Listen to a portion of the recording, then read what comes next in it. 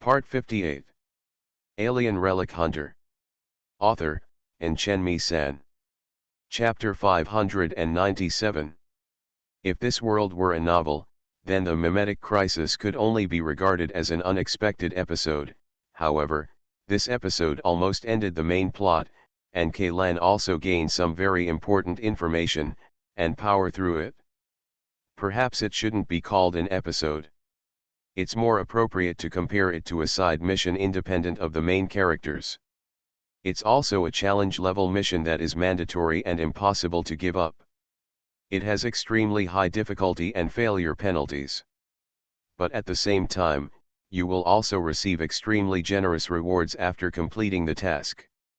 The bright red blood seeped out from the pores on the back of Ian's hand, and instantly condensed into a pair of exaggerated gauntlets. As Kaylan thought, the gauntlets quickly melted like ice and snow, and he retracted his hand along the original path. In vivo. This living armor should be regarded as the most important reward he received from this side mission, but what made him a little uneasy was, no one knew what this reward came with. What kind of side effects does it have? Even the Undead Crew Association has extremely limited information about this living armor. Kaylan believed that Pan had not concealed the information related to the living armor from him. According to the style of the Undead Crew, if they could not let themselves know those things, then they would either choose to be the Riddler, or directly tell themselves authority insufficient rather than making up a false story to excuse oneself. This approach may seem a bit pretentious, but there is really nothing they can do about it. Kaylan even has a feeling that the organization of the Undead Crew has been separated from the entire human race on the Ark. They have jumped out of the Ark chessboard, although from a macro perspective, they are still part of the chessboard. But for the people on the Ark, they already have the ability to control everything. With the original technological level and development speed of human beings, they should not have such abilities. Even if the technology of Alpha civilization is included, Kaylan still feels that it is not enough. It has only been a short 50 years since the Ark landed on Alpha. Counting the early stages of exploration, it has only been nearly 70 years since humans came into contact with the legacy of Alpha civilization. 70 years is almost a lifetime for a person, but for a civilization, it is like a fleeting moment. An idea suddenly popped up in Ian's head that he himself couldn't believe. Is there anyone among the Undead Crew who has obtained the complete inheritance of Alpha civilization? Or maybe even bolder, they found the surviving Alpha and through some means, let him join the crew? An indescribable weird feeling occupied Ian's heart. In the dark, he felt that he was very close to the truth. Kaylan opened the notebook on the table. It was Sophia's personal computer, but she didn't know when the eldest lady included her facial password. Ian's face just flashed in front of the camera. Originally, the locked computer screen suddenly lit up. The window at the top of the screen was a plan for exploring Yagunactor. It seemed that the eldest lady was having a headache about this matter before she arrived. Kaylan had previously notified Sophia through Fleet Zero's network, asking her to prepare for the development of new ruins. However, judging from this almost blank plan, the actual progress is better than new folder so a little bit. After all, the business of the Soma Consortium originally hardly involved the field of ruin exploration, and the few employees of the consortium with field experience were all wiped out in the Leviathan incident. Even those who were lucky enough to follow Kaylan's supervisor Manstein and his female secretary, who escaped, failed to escape the assassination of the heretical sect. Such a large Soma Consortium, at this moment, cannot even provide a few highly qualified and trustworthy expatriates. The Soma Consortium is not as wealthy as the Ye family and can directly rent a complete consortium-level hunting group. This kind of industry miracle achieved by throwing money at it can only be achieved by a behemoth like Yes. Although the total assets on the Soma Consortium's books are very large, in fact, the liquidity is not abundant. A qualified businessman will not keep money in the bank, they will only use the money to invest and use it. Use this money to earn more money and keep growing the snowball of capital. Instead of acting like a miser, guarding the pile of gold coins that can never give birth to babies. Even if the board of directors is willing to release all the liquid assets in the name of the consortium to Zofia, it will be difficult for them to pull together a qualified exploration team before the official opening of the Agunakota ruins, starting from scratch. If you want to create a hunting group with the ability to explore S-class ruins, the three elements of funds, time, and resources are indispensable, but the Soma Consortium failed to pass even one of these elements. According to Zofia's original idea, she planned to hand over all the business of exploring the ruins to Kaylan, and let the God Hunting group fill the shortcomings in the bucket. In view of the relationship between the two, even if the God Hunting group, the group is not an asset belonging to the Soma Consortium, but as long as Zofia can inherit the family and the consortium, her and Ian's children will naturally become the common owners of the two families. This was also the main purpose of the marriage between the royal families of Europe in the Old Era, since it was impossible to annex each other's country through war, then the two countries had the same master in the name of blood. This idea is very good, and Kaylan will not feel repulsed, but the problem is that although their hunting group is a consortium-level hunting group in name, its actual scale is not as good as those of the old company-level hunting groups. To put it nicely, they are following the cutting-edge route of fewer but better. To put it worse, it is simply because they are poor. But this is also a time when there is no choice. After all, Kaylan and the others started from scratch. Even the deposit for registering the hunting group had to be borrowed from Zofia. The problem of the headquarters building was even more half sold and half given by yet. It has to be solved that there is no complete training system for newcomers, and there is not enough capital to poach recruits from other hunting groups. Just as Zofia's uncle Luce said at the beginning, don't look at Kaylan and the others who are in the limelight now, as long as if an accident occurs to this main force during a certain exploration, this consortium-level hunting group will collapse in an instant. The Hunting God Hunting Group is not so much a hunting group, but more like a fixed team composed of Kaylan and the others. Although this kind of fixed team is very strong, it does not have any risk-taking ability. Those who have a profound background for the veteran hunting group, if the main team is buried in the ruins, although it will inevitably be injured, there is a high probability that it will be able to recover. But for Kaylan and the others, one mistake may lead to the annihilation of the entire army. There are few people, there are still too few people, Kaylan was thinking and tapping the table gently. It has been a while since the God Hunting Group was established. During this time, it has also completed several high-level missions. The ranking is soaring all the way, but looking at the size of the hunting group, apart from the logistics staff, there are only two more people, Qinzhao and Valentina. The guy nicknamed 33 was quite capable, and his personality matched Ian's temper, but Kaylan was not sure whether he could be brought into the group. This kind of person seems to be very talkative on the surface, but in fact he is extremely stubborn on the inside. In this regard, he is quite similar to that guy Laugo.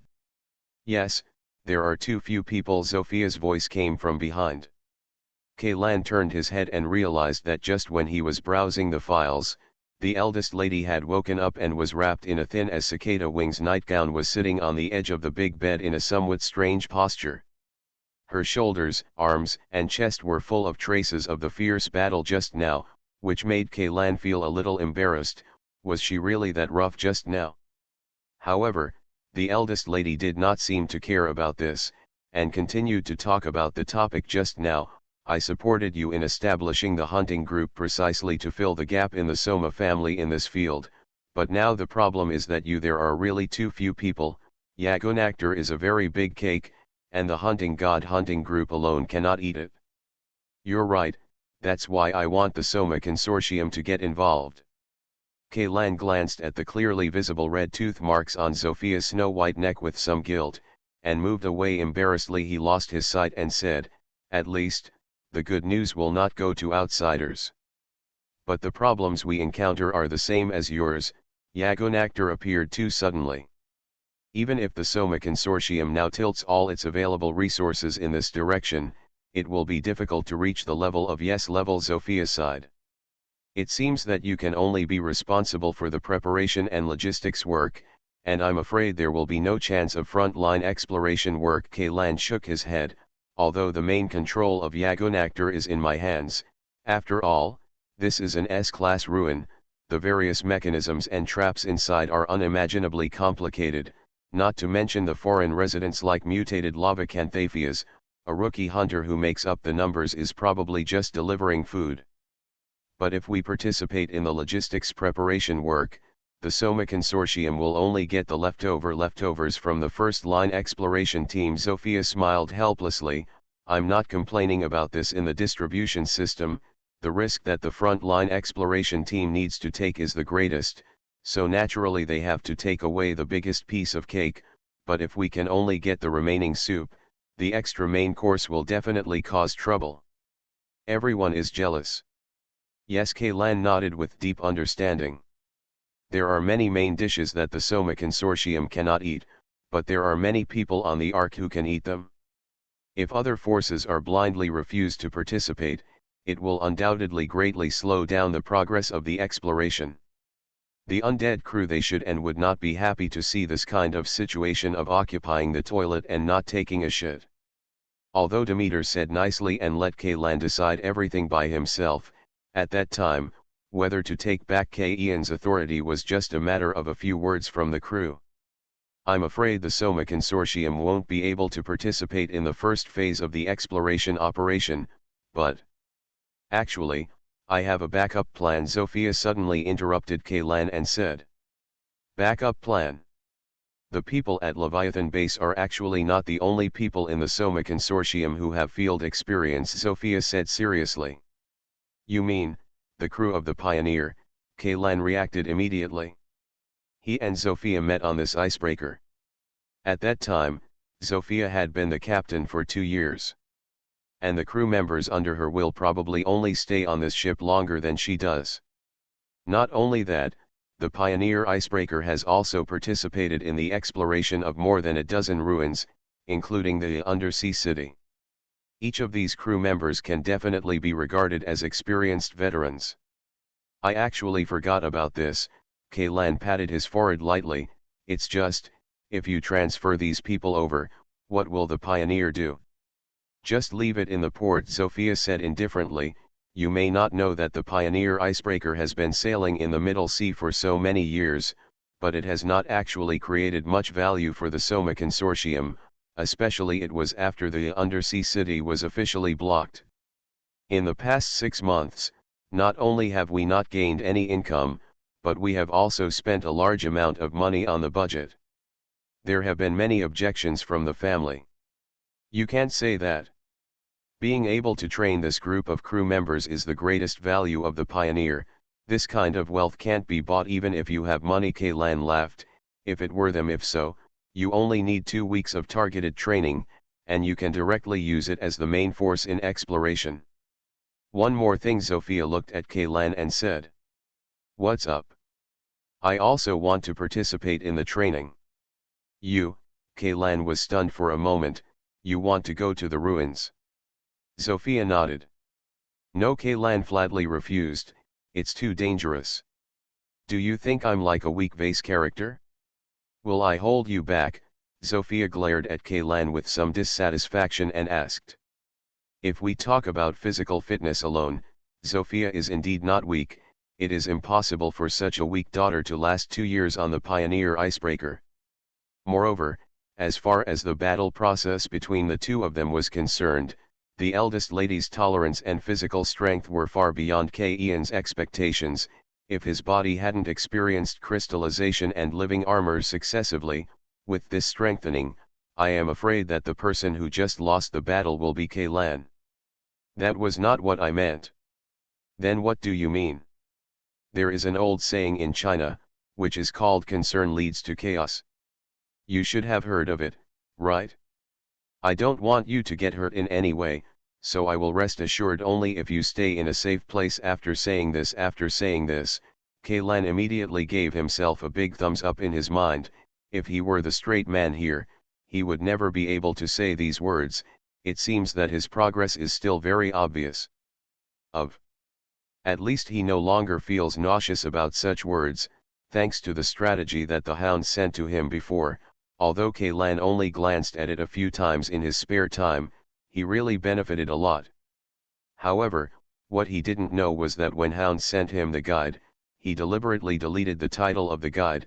In fact, the guide was a paid tutorial posted on a social networking site, commonly known as Cheats for Scumbags. Sophia looked at Kaylan, with a hint of complicated emotions in her eyes. After a few seconds, she said, "Well, let's do this. I won't enter the ruins and let me take care of the logistics." "That's all right, right. P.S. Thanks to Tienkings and others for the 1,500 starting coins." Alien Relic Hunter author, and Chenmi-san. Chapter 598. As for logistics work, it's okay. Kaylan nodded, and according to the original plan, he explored Yagonactor's frontline supply base, which was set up in the core power room of the battleship. The teleportation array in the core power room connects various areas on the battleship. It can be said to be the transportation hub inside Yagonactor. The civilization that built this ancient battleship seems to have completely different ideas from humans. In large human vehicles, the core power structure has always been a top priority. Not only will it be placed in the safest corner of the vehicle, but ordinary crew members are not allowed to even get close, let alone enter. The design idea of Yagonactor is exactly the opposite. People in the ship must pass through the core power room wherever they want to go. This is like the designers of the Ark directly building the main reactor of the Ark at the end. At the intersection with the largest flow of people in a bustling neighborhood. As if afraid that others would not know that this is the most important place in the whole ship. But then again, Kaylan still knows nothing about the civilization that built Yagonactor. The only thing that is certain is that their technological level is higher than that of Alpha on this planet. Civilization is much more powerful. If this is a bee colony civilization, then this design style seems to be explained. Anyway, all worker bees are controlled by the queen bee, and they are just extensions of the queen bee body and mind, does not have independent self-awareness. For a swarm civilization, this battleship layout is actually the best choice. For humans, the only two threats to the core power room are the mutated lava Kant Harris in the crystal pit and the high-intensity radiation released when the crystal array is activated. However, the former has been crushed to pieces when the battleship restarts. The latter will only appear briefly when the crystal array is activated. As for the maintenance stage, there will be no radiation overflowing from the crystal pit. I'm going to transfer the crew of the Pioneer back to the Ark. I'll leave it to you to arrange the daily training. At this point, Sophia immediately wanted to stand up from the bed, but she was only halfway done. And sat back down with a cry of pain.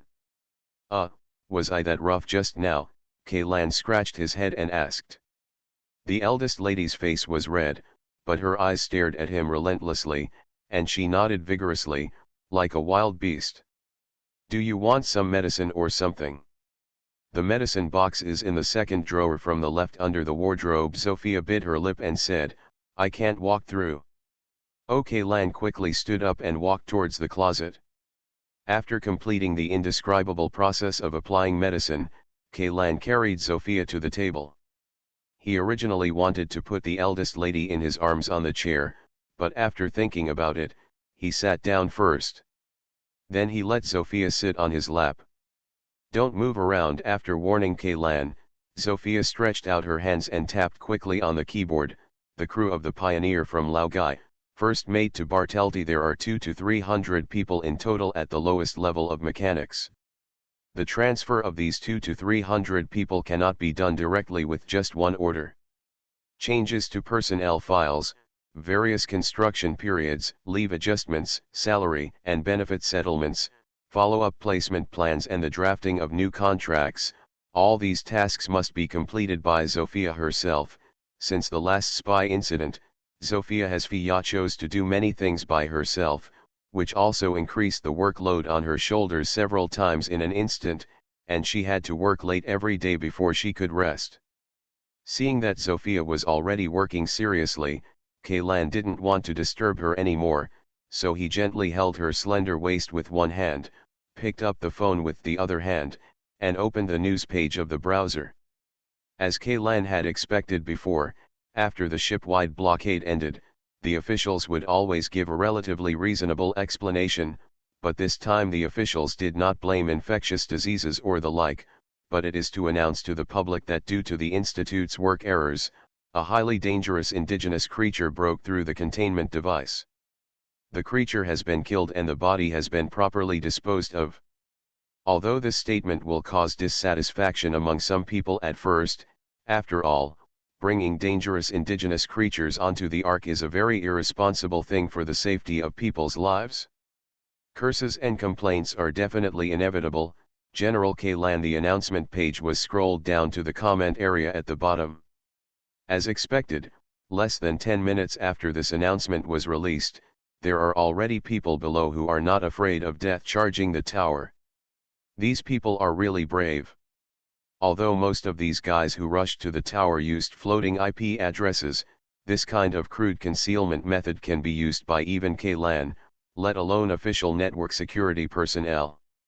He locked the original IP of those people through the traceability program he wrote himself, and even found out the chip serial number of the machine he used to send the comments. The reason why the Immortal Crew Association chose this rhetoric is probably because the impact of the ship-wide blockade is too great. It is obvious that the concept of infectious disease cannot be covered at all. It is better to put the blame directly on the head of the Institute. Anyway, the meme incident was originally caused by people from the Institute, so this doesn't mean they were wronged. After closing this announcement, the second news was Yips Foundation announced that the rematch of this mecha competition will be postponed indefinitely. Oh? Even the rematch has been cancelled, Kaylan muttered in his heart. From the perspective of the official statement, indefinite postponement is basically equivalent to cancelling the game. He just said this to save some face. That's all. Kaylan didn't even need to call to ask. He knew that the cancellation of the rematch must be related to the accident. Even the research institute was almost blamed by the meme, so the development of the virtual immersion system and new mechas was naturally also it will come to a standstill. With the capabilities of the consortium, without the support of the equipment department of the research institute, it is difficult to develop a new body every year. Even the toothpaste-like iterative update is difficult to achieve. Kaylan felt that if they failed to gain anything from Yagonactor's exploration, not to mention that the rematch would be postponed indefinitely, it would even be uncertain whether the next mecha competition could be held as scheduled. It's an unknown number. After all, without the release of new models of mecha skeletons, it would be difficult to recoup the huge expenses of the game by selling tickets. In a game where old models of mechas are on stage, no matter how exciting the fight is, it will be of no use to the consortium. Meaningless. The so-called mecha competition is actually just to build momentum for new product launches. Businessmen are chasing profits, so there is nothing wrong with delaying or even cancelling the competition. Just when Kaylan was about to check out other news, his mailbox prompted that he had received a new email. General spam emails would not prompt, only emails marked by Kaylan as important contacts. To enjoy this treatment, Kaylan opened the email and saw that the sender was an intelligence dealer who had been cooperating with him before. Although after Ian's identity was exposed, he rarely bought information from the other party, but the other party would provide him with some tattletale information from time to time, and most of this information was of great interest to Kaylan. In terms of user service, this guy is at least much better than those stupid AI big data push. The first line of text in the email immediately made Ian's body tense up, so much so that Sophia, who was sitting on his lap, noticed something strange and turned her head to look at him. Dr. Renee of the Institute has defected. Renee. Defect. What is going on? What's wrong? Sophia asked softly. Renee ran away. Kaylan held the phone screen in front of Sophia's eyes. Renee, Doctor. Who is she? It's Dr. Renee from the Institute who sent someone to monitor you. She was originally the head of the resident group of the Zero Fleet Research Institute, but this guy didn't study this ancient battleship properly, so he came to study it instead. My body has been damaged, and you have been implicated in it. What she wants, is this, right? Sophia lowered her head slightly and pressed lightly on her lower abdomen with a few jade-like onion-like fingers, but if she wants to clone your body, she shouldn't. It has to be germ cells, and the complete genes should be extracted from ordinary tissue cells, right? Who knows what she wants to do? Kaylan said, if this crazy woman really succeeds, I'm afraid things will be even bigger this time. Then why did she run away? If that's all she did, with her background in the Institute, she shouldn't be punished too severely, right? I don't know, I don't even know what the definition of defection is. Could it be that she has joined a heretical sect? Kaylan muttered, swiping his thumb lightly on the screen. There is no text below, but a video. From the perspective of the video, it should be an interception of the in-ship surveillance camera footage of the Zero Fleet's second flagship New Dawn, and it is also a video edited from multiple cameras. It is almost you can see the entire conflict process clearly. The video ended when Dr. Renee and another surviving researcher boarded the transport plane. Seeing this, Kaylan couldn't help but wonder, did this allow her to escape? With so many large and small battleships in Fleet Zero, it can't be that they can't even catch up with a transport plane, right? Even if they have the task of guarding a Gunakota and cannot act rashly, can they just fire a few cannons to bring down this transport plane? Based on what these research institutes have done, even if Renee and her plane are blown to pieces with main guns, the fleet will never have to bear any responsibility afterwards. Not only do they not have to take responsibility, they can even slap the shit basin on the Institute's head with their backhand, but in the current state of the Institute, even if they don't hold the shit basin, it is already miserable enough. According to the way ARC officials have always dealt with it, it is estimated that this matter should be characterized as Dr. Renee's personal behavior. Fleet Zero was a legitimate counterattack, while the Institute headquarters was considered an uninformed person outside the incident. But the problem is that this intelligence dealer said defection, not killing. Kaylan wanted to reply to an email immediately and ask him what was going on, but after thinking for a while, he still called the person in charge of Fleet Zero, the person whose status was second only to Kaylan but who controlled the commander who holds the true command of the fleet. When the beep reached the 16th time, the phone was finally connected, but the person who answered the phone was not the commander of Fleet Zero himself, but his secretary, a man with a poker face all day long. Iceberg Beauty. If Kaylan remembers correctly, the name of this secretary with the rank of captain seems to be Sophia, and there is only one letter difference between her and Sophia. Note, Sophia is Sophia and Sophia is Sophia. However, I heard from the soldiers below that this Sophia is actually not as difficult to get along with as she seems. The reason why she always has a stinky face seems to be because she was injured in her early years of service and damaged her facial nerve. Even after repair surgery, she still remains. It left sequelae similar to facial paralysis. Of course, these are just rumors. Kaylan only stayed on the New Dawn for a few days in total, and the total words he said to the secretary did not exceed 20 sentences. "Commander, isn't he here?" Kaylan asked. Logically speaking, Fleet Zero has no mission at the moment, and the fleet commander shouldn't be so busy that he doesn't even have time to answer a phone call. "Commander, he is not on the ship right now," Sophia replied. "Okay, is he going to deal with the defection of Dr. Renee from the Institute?" "You already know." Sophia's tone was a little surprised, but she quickly regained her composure. "Yes, he did go to deal with this matter." "Did that guy Renee really escape from under the noses of so many battleships?" Kaylan asked again. "The transport plane Dr. Renee was on did not escape, but was shot down by us." "But just what?" "After our troops found the wreckage of the transport plane, they only found the body of one of the researchers, but not the body of Dr. Renee. That means, she's not dead yet, right? It is currently classified as Mia, missing in action, but we found Dr. Renee's blood stains at the crash site. She was seriously injured and had a lot of blood loss. According to the judgment of the team doctor, if she cannot be treated, he won't survive 24 hours. Has the nearby area been searched? Searching. Besides the two of them, have you found any traces of a third party? Whether it's a human or an indigenous creature, Kaylan immediately realized the problem. If Dr. Renee was seriously injured and on the verge of death, it would be impossible for her to do it on her own. Forces left the crash site, then a third party must have been involved. She was either snatched away by a wild beast, or someone took her away ahead of the fleet.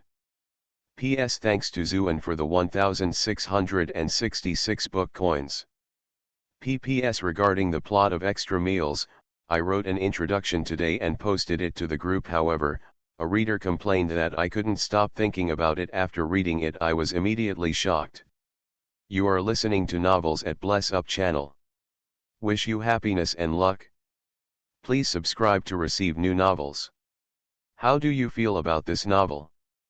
Please like and leave a comment. Alien Relic Hunter. Author, Chen-Mi-san. Chapter 599. No. We didn't find any traces at the scene, the commander's secretary said. Dr. Renee's blood disappeared after leaving the wreckage of the transport plane. At present, we have expanded the search area to a radius of 3 meters centered on the crash site. A mixed force of security bureaus and Marines are conducting a blanket search in the entire area within 10 kilometers. Is this what the commander of the fleet is doing? Kaylan asked. Yes, due to the lack of manpower, a group of fleet crew members have been mobilized to join the search force. The fleet is currently temporarily taken over by the fleet adjutant, Colonel Yevgeny. If you need it, I can transfer you to the colonel. No need for the moment. By the way, have you notified the superiors about this matter? You should know what I am referring to, right? Kaylan lowered his voice slightly, although he didn't know whether this beautiful secretary knew about the immortal crew. Yes, but since the fleet commander is personally appointed by the crew association, there is no reason why he should not have the right to know as a secretary who needs to help the commander handle a large number of official duties. Sure enough, after hearing Kaylan mention the word above, the secretary immediately said, the crew already knows. That's okay, since the undead crew already knew about it, there was no need for Kaylan to worry about it. By the way, there's something I almost forgot. The virtual immersion chamber sent by ARC showed a lot of trouble. Serious security issues. In order to prevent leaks, Cheng Dong, the leader of the 11th Field Team of the Security Bureau, and several other insiders were locked up in the No. 1 infirmary of the New Dawn, but this matter is no longer like this. It's important, go and release them. After being imprisoned for so many days, I hope the emergency food on the ship doesn't taste too bad. The secretary was obviously stunned for a moment. There is no emergency food on board the New Dawn yet. What are you talking about? According to the management regulations of the ARC fleet, not all rooms on the ship must be equipped with emergency safes. Personal survival items in them must be regularly checked and updated. Things like medicine and food should be prepared. It's like this: New Dawn is a newly built Gangfeng-class aircraft carrier battleship. According to the original arrangement, it will not be commissioned until 4 months later. There is a high probability that it will be used as a substitute flagship to supplement the first go to the cruise fleet. The Zero Fleet is a temporarily established new fleet, including the mobilization of ships and personnel. All the work was completed in just a few days. The priority of this batch of emergency supplementary supplies on the ship is not that high. So it was placed at the back of the schedule. If this batch of supplies can be delivered on time, it will be a week later, the secretary explained to Kaylan in great detail. Fortunately, we are locked up in the infirmary. There should be enough glucose nutrient solution so that we won't starve to death. Kaylan said with a guilty conscience. He had drunk medical glucose, and the taste could only be described as sweet, completely different from the imagined sugar water. After ending the call with his secretary, Kaylan thought for a while, put down Zofia in his arms, stood up and walked to the window, opened the curtain with one finger and took a look outside. "What's wrong?" Zofia turned around and asked. "I always feel like I'm being watched," Kaylan said. Zofia's face suddenly turned red. She hesitated for a few seconds, and then said, "Then just now. There is no surveillance device in this room. I scanned it when I first came in." Kaylan shook the watch-like thing on his wrist. After the secret filming incident of the Morgan Consortium, he went to do this. A special watch comes. The technical content of this watch is not too high, but it is still very useful for detecting hidden bugs, cameras and other gadgets. I suspect that my whereabouts are being monitored, and..." Kaylan did not continue the second half of the sentence. If monitored, then the undead crew must have been monitoring him. There is no doubt about this. But with that intelligence dealer's ability, can he really do this? The news of Dr. Renee's defection can definitely be regarded as the highest level secret within Fleet Zero. Except for a few senior officials of the Undead Crew Association and the Security Bureau, no one on the Ark should know about it. Then where did you get the news? Moreover, that surveillance video is not accessible to ordinary people. Kaylan thought for a while and sent a message to the other party. "Where did you get this news?" The other party was obviously in a state of online invisibility. Seeing Ian's reply, the gray avatar immediately turned into color. "Brother, you don't know the rules in this business, do you? We buy information without asking the source, and if we all play like you do, we won't be able to continue in this industry at the end." The guy also added a grinning expression. "Don't fart, you know my identity now, so you should know that this information was leaked from under my hands." "Isn't it too sarcastic for you to send this video to me?" Kaylan said in a bad tone replied. "But when I sent you this information, you didn't know about it, right? Then this information is meaningful. I didn't ask you to collect money because you are an old customer. I ask again, where did you get this video? Not many people can get this thing now. Is it possible that you have a deal with the top brass of the Security Bureau? You really like to joke. How can I reach those big shots? If I deal with them, doesn't it mean that I am a thief selling stolen goods to the police, defense, and police, harmony, bureau, harmony? Why don't I light a lantern in the latrine? Don't talk useless nonsense. Except for the top brass of the Security Bureau, no one else has any channels to learn about this information. Ha, you've missed a group of key people. You want to say the soldiers of Fleet Zero, right? There are also your informants among them. The person who provided the information cannot be regarded as my informant.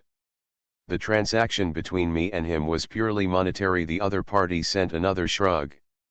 "Then make a price and give me that person's information," Kaylan said. "That's not okay. If you do this, I won't be able to hang out in this circle anymore. You know, there are more than 1 or 2 people who want to buy your information from me, and the prices they offer are not low, but I haven't sold it once." "Pass you. Who knows whether you have sold me or not," Kaylan muttered in his heart, but since the other party had already mentioned it to this extent, he could not continue to ask. "Then I ask you to say this, you are quite talk about credibility. Of course, don't you still know what I am like? I don't even know your real name. Do you think I dare to believe you?" Kaylan sent an expressionless expression. Before his identity was exposed, neither he nor the other party knew the truth about each other. Identity and can still conduct transactions normally. But now, Kaylan was in the light and the other party was still hiding in the dark. When dealing with this information dealer, he felt a little uncomfortable. "That's not important. What's important is what I can provide you. The other party immediately replied with a series of smiley faces. By the way, there are actually quite a few people in Fleet Zero who sell information. Otherwise, those who are jealous of the new how did the forces in the super ruins get so much latest information? In other words, all the big financial groups know about this. 9 times out of 10, the intelligence dealer said, think about it, even the captain of a main battleship can be a mole. Do you think what happened in this fleet can still be called a secret? You know, the scene of the transport plane being shot down was seen by tens of thousands of eyes on the entire ship. You should know better than me that the so-called blocked information by the people above is actually only for ordinary people. Then what do you mean by sending this video to me? Kaylan asked. You are an information dealer, not a philanthropist. There shouldn't be such a good thing as giving away information for free, right? Of course. This video is just a complimentary fruit plate before the main course. The fruit plate is free, but the main course has to be paid for. What's the main course? You should have called the fleet just now, right? Kaylan knew that there was no need to hide this kind of thing. Just from the time difference between receiving the email and sending the message, he could guess that he was calling to verify the authenticity of the video. Then you should also know that those people from Fleet Zero have not found the missing Dr. Renee, right? As if to deliberately whet Ian's appetite, the other party divided the complete sentence into I wrote many paragraphs and sent them out one by one. You mean, you know the whereabouts of Dr. Renee? SHH, I told you, you have to pay for the main course. How can I believe that you will know her whereabouts even if no one from Fleet Zero can be found?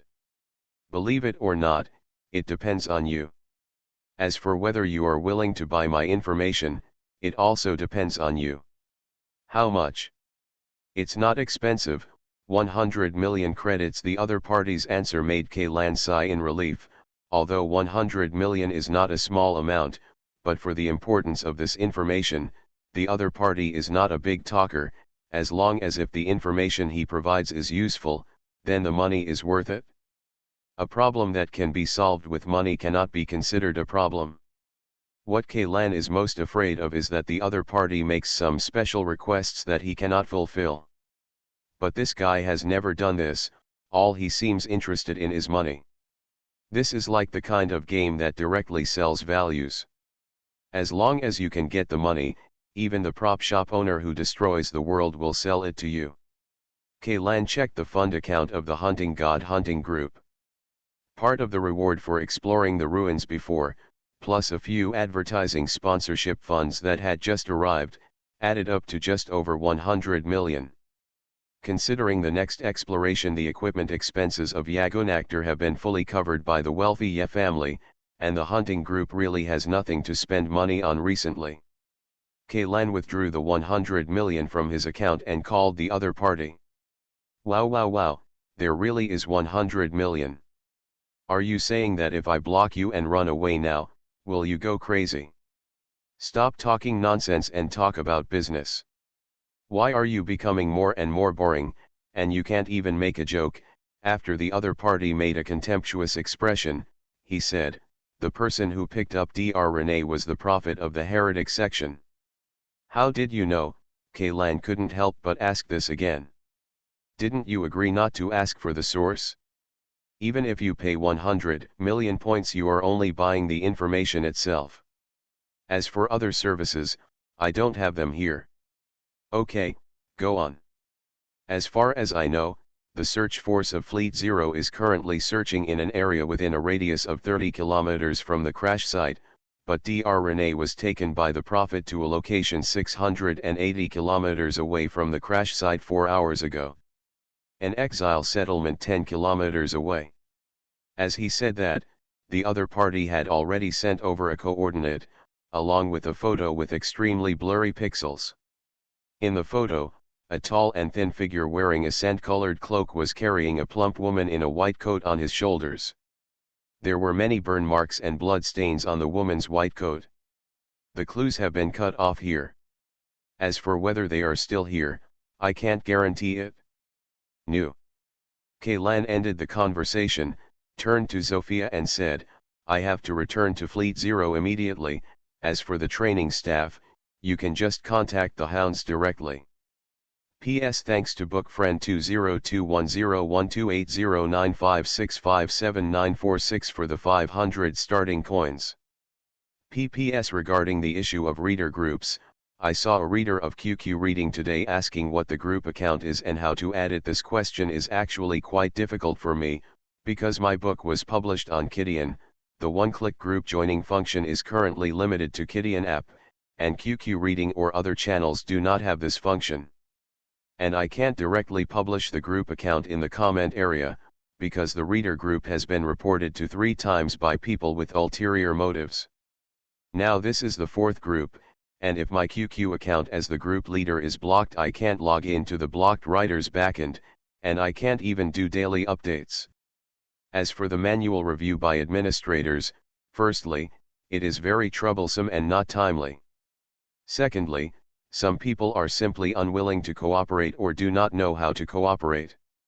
In the last book, all subscription groups required screenshots of fan values, but some people didn't know where to check the fan values, and some pirated readers pretended to be stupid and pretended to be genuine readers to join the group. As for the general group, I used to join the group by answering questions, but there are also many people who are not readers at all and join the group. There are also people who invite their friends and classmates to join the group. I thought I could benefit more new readers. The result is that the readership group turns into a gaming group, a GHS group, a classmate group, and then gets blown up. So this time I will just use Kidian's own group joining function, and the group number will not be issued separately. Everyone can join the group with one click in the app when they meet the fan value requirements. As for channel readers, I can only say sorry. If you really like this book and want to communicate with other readers and authors, it is still recommended to use Kidian.com's app, whether you join a group or leave a message in the comment area. Okay, if you have any suggestions or comments, I will reply as soon as I see them.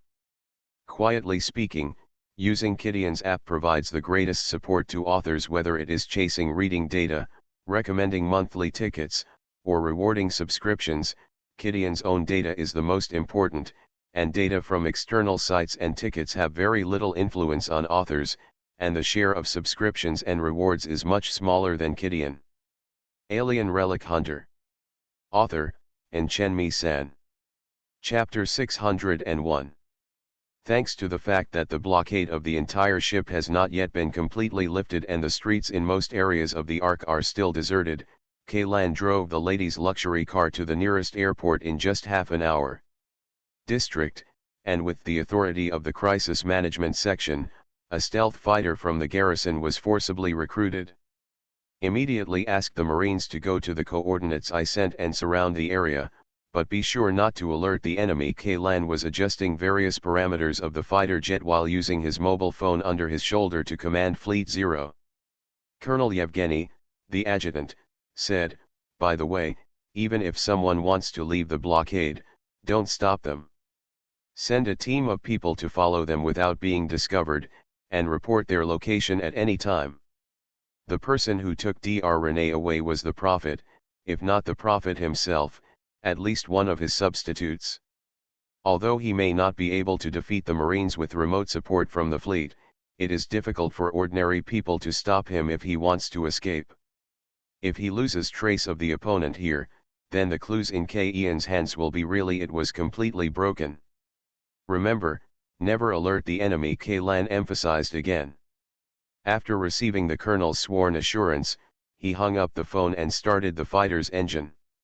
Although Kaylan has not received training in driving this type of fighter jet, he has driven it in the immersive combat game no less than 200 times. He also remembers the functions of the dazzling buttons and joysticks on the 8 instrument panels in front of him. It was clear, the only thing he didn't master was how to land the plane safely on the ground. After all, the fighter jets in the game will either be shot down or choose to parachute after taking off, and there is basically no chance of landing.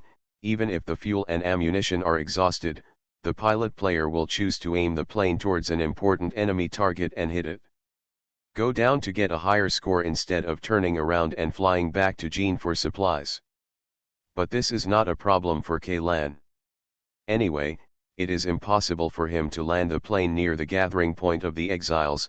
After he parachutes, the automatic cruise system of the plane will be activated. As for this, whether the drone can be successfully recovered by Ark is none of Ian's business. Directly push the thruster output valve to the top, and the two thick rocket thrusters at the tail of the aircraft suddenly let out a deafening roar. The entire aircraft slid out of the airport dragging a tail flame that was more than 10 times the length of the fuselage, and rushed out of the airport in an instant. Into the sky. A strong pushing sensation came from the seat, and the tube connected to the oxygen mask vibrated violently, hitting Ian's jacket and making a crackling sound. He did not wear the necessary armor for high-speed fighter pilots. He didn't even wear a lined anti-static suit, he just put on a casual sweatshirt outside his shirt. However, the ground staff are already used to this. Among the pilots and pilots in the military system, enhanced people account for a large proportion, and many of them can rely on their bodies to resist the huge G-force generated by the acceleration of the body. For them, anti-gravity suits that rely on pressurizing the body to achieve overload resistance are no different from straitjackets and are a burden. After Ian's body was strengthened by the living armor, he was already considered a serious strengthened person. Although his strength had not been measured, according to his self-feeling, without activating the armor, his physical strength was at least equivalent to 5 an enhanced person who reaches around level 6. Moreover, compared to those enhanced people born on the operating table, Ian's condition is more stable, and his physical strength, toughness, and tolerance are far superior to conventional enhanced people of the same level. As for after activating the living armor, even the top level 9 enhanced person is almost like an ordinary person in front of him. The power brought by the living armor is completely beyond the limits of human beings. When Kaylan uses this power, he often has an illusion that he is not controlling the armor, but the armor itself is driving him. Body. It's hard for him to describe this feeling. When entering combat mode, this armor will seem to come alive. It seems to have an inertia between self-awareness and muscle memory, or in other words its fighting instinct. During the battle with Seraph, he made many actions subconsciously under the guidance of his armor. As for some actions that lacked completion, the armor would automatically help Kaylan correct them to achieve zero error. Kaylan even felt that even if the person wearing this armor was not himself, but a non-powered doll skeleton made of several metal pipes that could be seen everywhere in clothing stores, Seraph could still be killed. The power armor and humanoid mecha made by humans are more like a joke in front of this armor. But what Kaylan doesn't understand is why Alpha Civilization insists on designing this weapon of war to be wearable instead of an autonomous device like a drone. Could it be that he is worried that this thing will be operated by no one? Will it get out of control? The current altitude is 11,000 meters. The voice of the auxiliary AI brought Ian's thoughts back to the present. The fighter jet had already penetrated into the thick radiation cloud, and the energy shield loaded on the plane had automatically opened, like a rainbow. From time to time, colorful thin lines will appear on the surface of the gorgeous colorful light mask, just like the sparks dragged out when hard objects are rubbed at high speed. This is caused by the burning of small metal particles floating in the clouds after they hit the energy shield. The light emitted. Because the speed of the fighter jet is very fast, these tiny but bright flames will be pulled into extremely thin threads at the moment of burning, which looks like a fleeting beauty. But it is precisely because of these tiny metal particles that fighter jets cannot communicate with the outside world when flying in the clouds, and the radar is completely unavailable. All situations must be judged by the pilot's eyes. There are similar scenes in several flight simulation games that Kaylan has played. In these scenes, even the most advanced fighter jets can only rely on dogfights to resolve battles. As for beyond visual range combat, unless you are lucky enough to hit blindly, it will be a waste of ammunition. This environment is somewhat similar to the settings in the Gundam series of classic mecha combat anime from the old era. Note 1. However, Kaylan has already entered the coordinates sent to him by the intelligence dealer into the fighter's navigation system. Even if the positioning device and radar are now unavailable, as long as the aircraft's course does not deviate, the auxiliary AI can determine the current location of the aircraft. Calculated and displayed on the screen. The fighter jet had only flown within the radiation cloud for less than 30 minutes, and the auxiliary AI had already begun to remind Kaylan, "We are about to arrive at the scheduled coordinates." This coordinate is actually not very far from the Ark. After all, the parking place of Yagonactor is originally near the Ark. The observation decks on the top floor of the Ark can even directly see this floating in the air with the naked eye. The behemoth. As for the small black dots surrounding this behemoth, they are the Zero fleet responsible for protecting Yagonactor. The transport plane snatched by Dr. Rene was shot down before it even flew out of the hovering area of the fleet. The crash site was only a few hundred kilometers away from the Ark. In addition to the 680 kilometers distance from the Exile stronghold, for the fighter jet driven by Kaylan, the journey is only half an hour. We have arrived at the predetermined coordinates. The current altitude is 11,460 meters. The coordinates given by the intelligence dealer were just below the clouds. Kaylan controlled the fighter jet to circle in the air, and then pressed down the joystick greatly. The fighter jet, which was still flying horizontally, suddenly lowered its head and emerged from the clouds. The moment it emerged from the clouds, the optical camouflage armor on the surface of the fuselage appeared with layers of color halo-like water ripples. In the blink of an eye, the entire aircraft changed from the original black to bluish-white, and the lead gray behind it. The radiation clouds merge into one. A burst of noisy electricity sounded in Ian's earphones. Although the interference was still strong, the communication channel that had been silent for nearly half an hour finally returned to normal again. The Marines have arrived at the scheduled combat position, and heavy artillery cruisers number 4, 6, and 7 have locked onto the target and are ready to fire at any time. The voice of a middle-aged man who was still breathing heavily sounded in the communication channel, accompanied by the sound of electricity. Kaylan heard it all at once. The person who was reporting to him was the commander of Fleet Zero, the immediate superior of Captain Sophia and Colonel Yevgeny, Major General Alexander. After the defection of Dr. Rene, Major General Alexander really lived up to his name and felt a mountain-like pressure. The undead crew would order him to capture the defector within 24 hours, whether alive or dead. But Major General Alexander led thousands of people to search the area around the crash site several times, but could not find even a single clue. At this moment, the nominal Supreme Commander of Fleet Zero suddenly sent over a somewhat inexplicable coordinate, which made him feel like he was grasping at a life-saving straw. No matter what was on this coordinate, at least it means that the highest officer wants to take over this matter, which means that he will no longer be the first person responsible for this matter. It is naturally the best thing to have someone willing to take the responsibility. What surprised the Major General even more was that the reconnaissance team sent out actually found a cleverly disguised exile settlement at this coordinate point. This settlement is built at the bottom of several natural rock ravines with a vertical depth of more than 20 meters. Compared with the depth of 4 or 5 stories high, the width of these deep ravines can only allow a small hover vehicle to pass. This was originally a fissure zone in fractured rock formations. This unique landform gradually formed over the years due to weathering. Normally, it would be difficult for either radar or drones to detect the settlements hidden in these rock ravines, not to mention that the exiles here are extremely cautious in entering and exiting, leaving almost no traces on the surface. As a result, this exile settlement, which is not far from the Ark, has never been discovered by field troops and Air Force fleets. The resources in this area are very scarce, and there are no relics of Alpha civilization nearby. It is far away from other exile settlements, even Ark's transfer stations and transportation routes. Logically speaking, it is impossible for the exiles to choose this.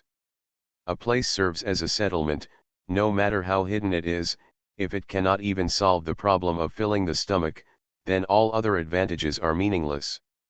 If the exiles living here want to live, they must have a stable supply channel. In the wilderness, the only ones who can provide such a channel, apart from Ark, are heretical sects. If Kaylan hadn't repeatedly emphasized not to alert the enemy, Major General Alexander would have led the Marines in by this time. "Everyone, please don't act rashly. Stay where you are," Kaylan said as he opened the cockpit hatch and climbed out. Looking down from his angle, the rock ravines were no thicker than a human hair and only a few millimeters in length. But in fact the shortest one was over 200 meters long.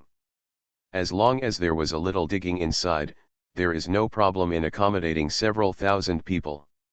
Kaylan took off his oxygen mask and jacket, and the blood pouring out of his pores instantly formed a complete armor on his body. The control of the aircraft was all controlled by the auxiliary AI.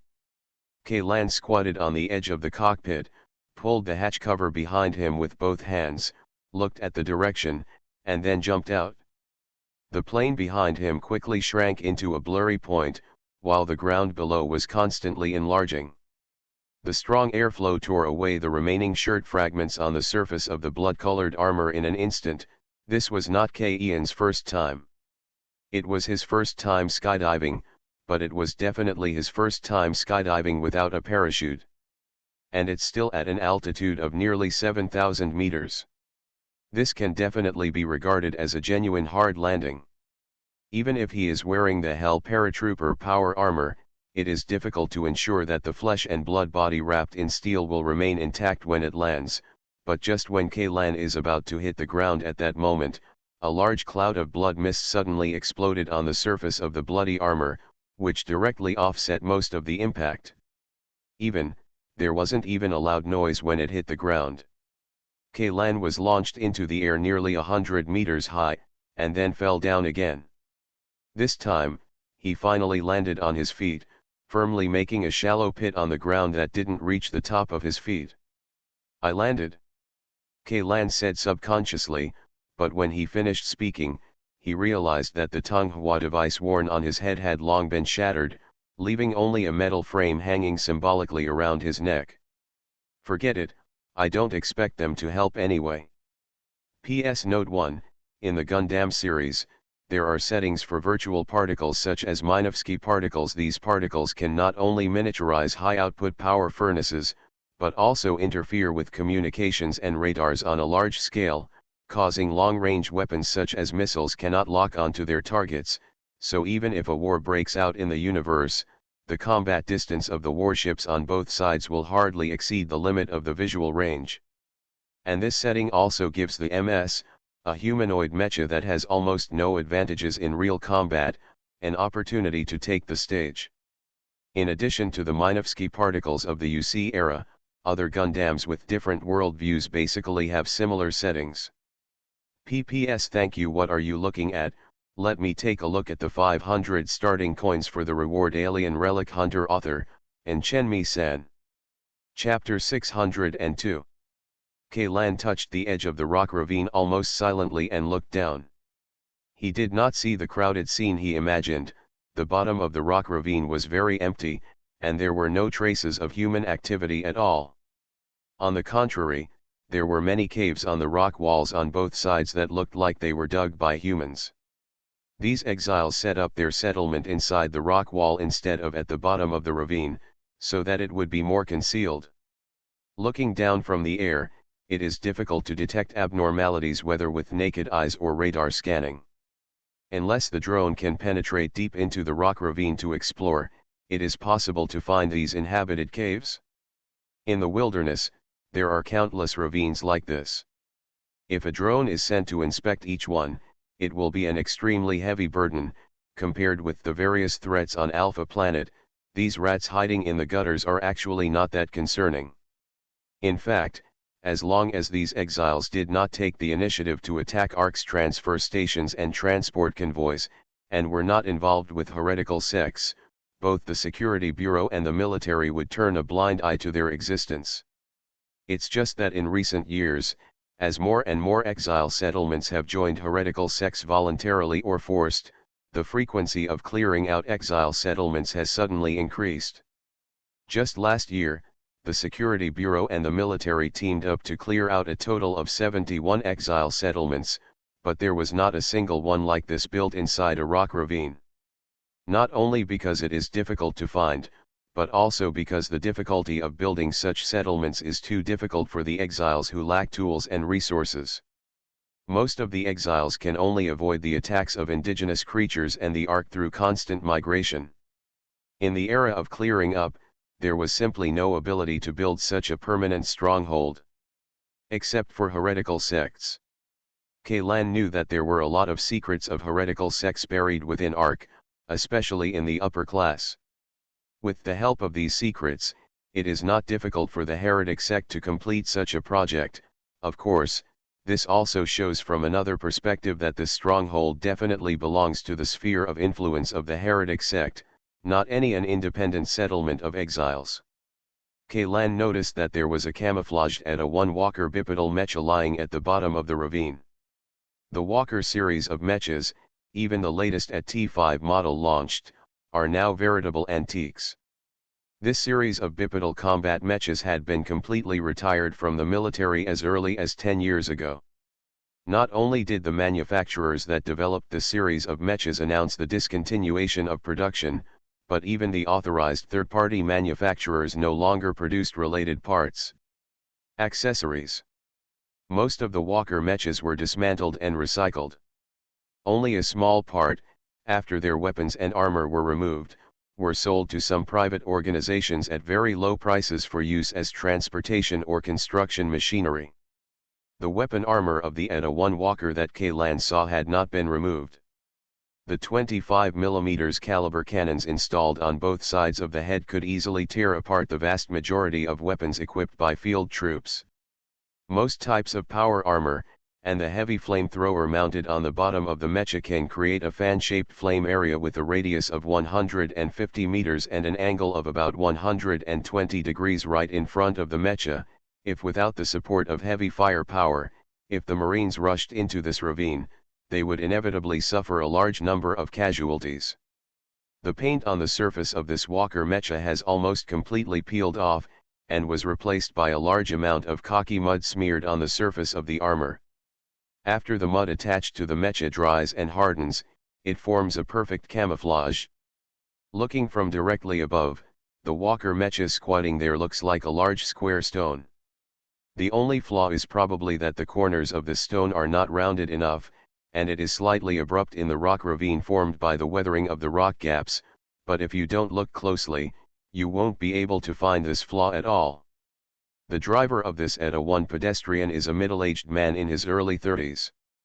At this moment, he is leaning his head and squinting his eyes at the slender observation window above the operating table as a trial model of the Walker series of combat mechas.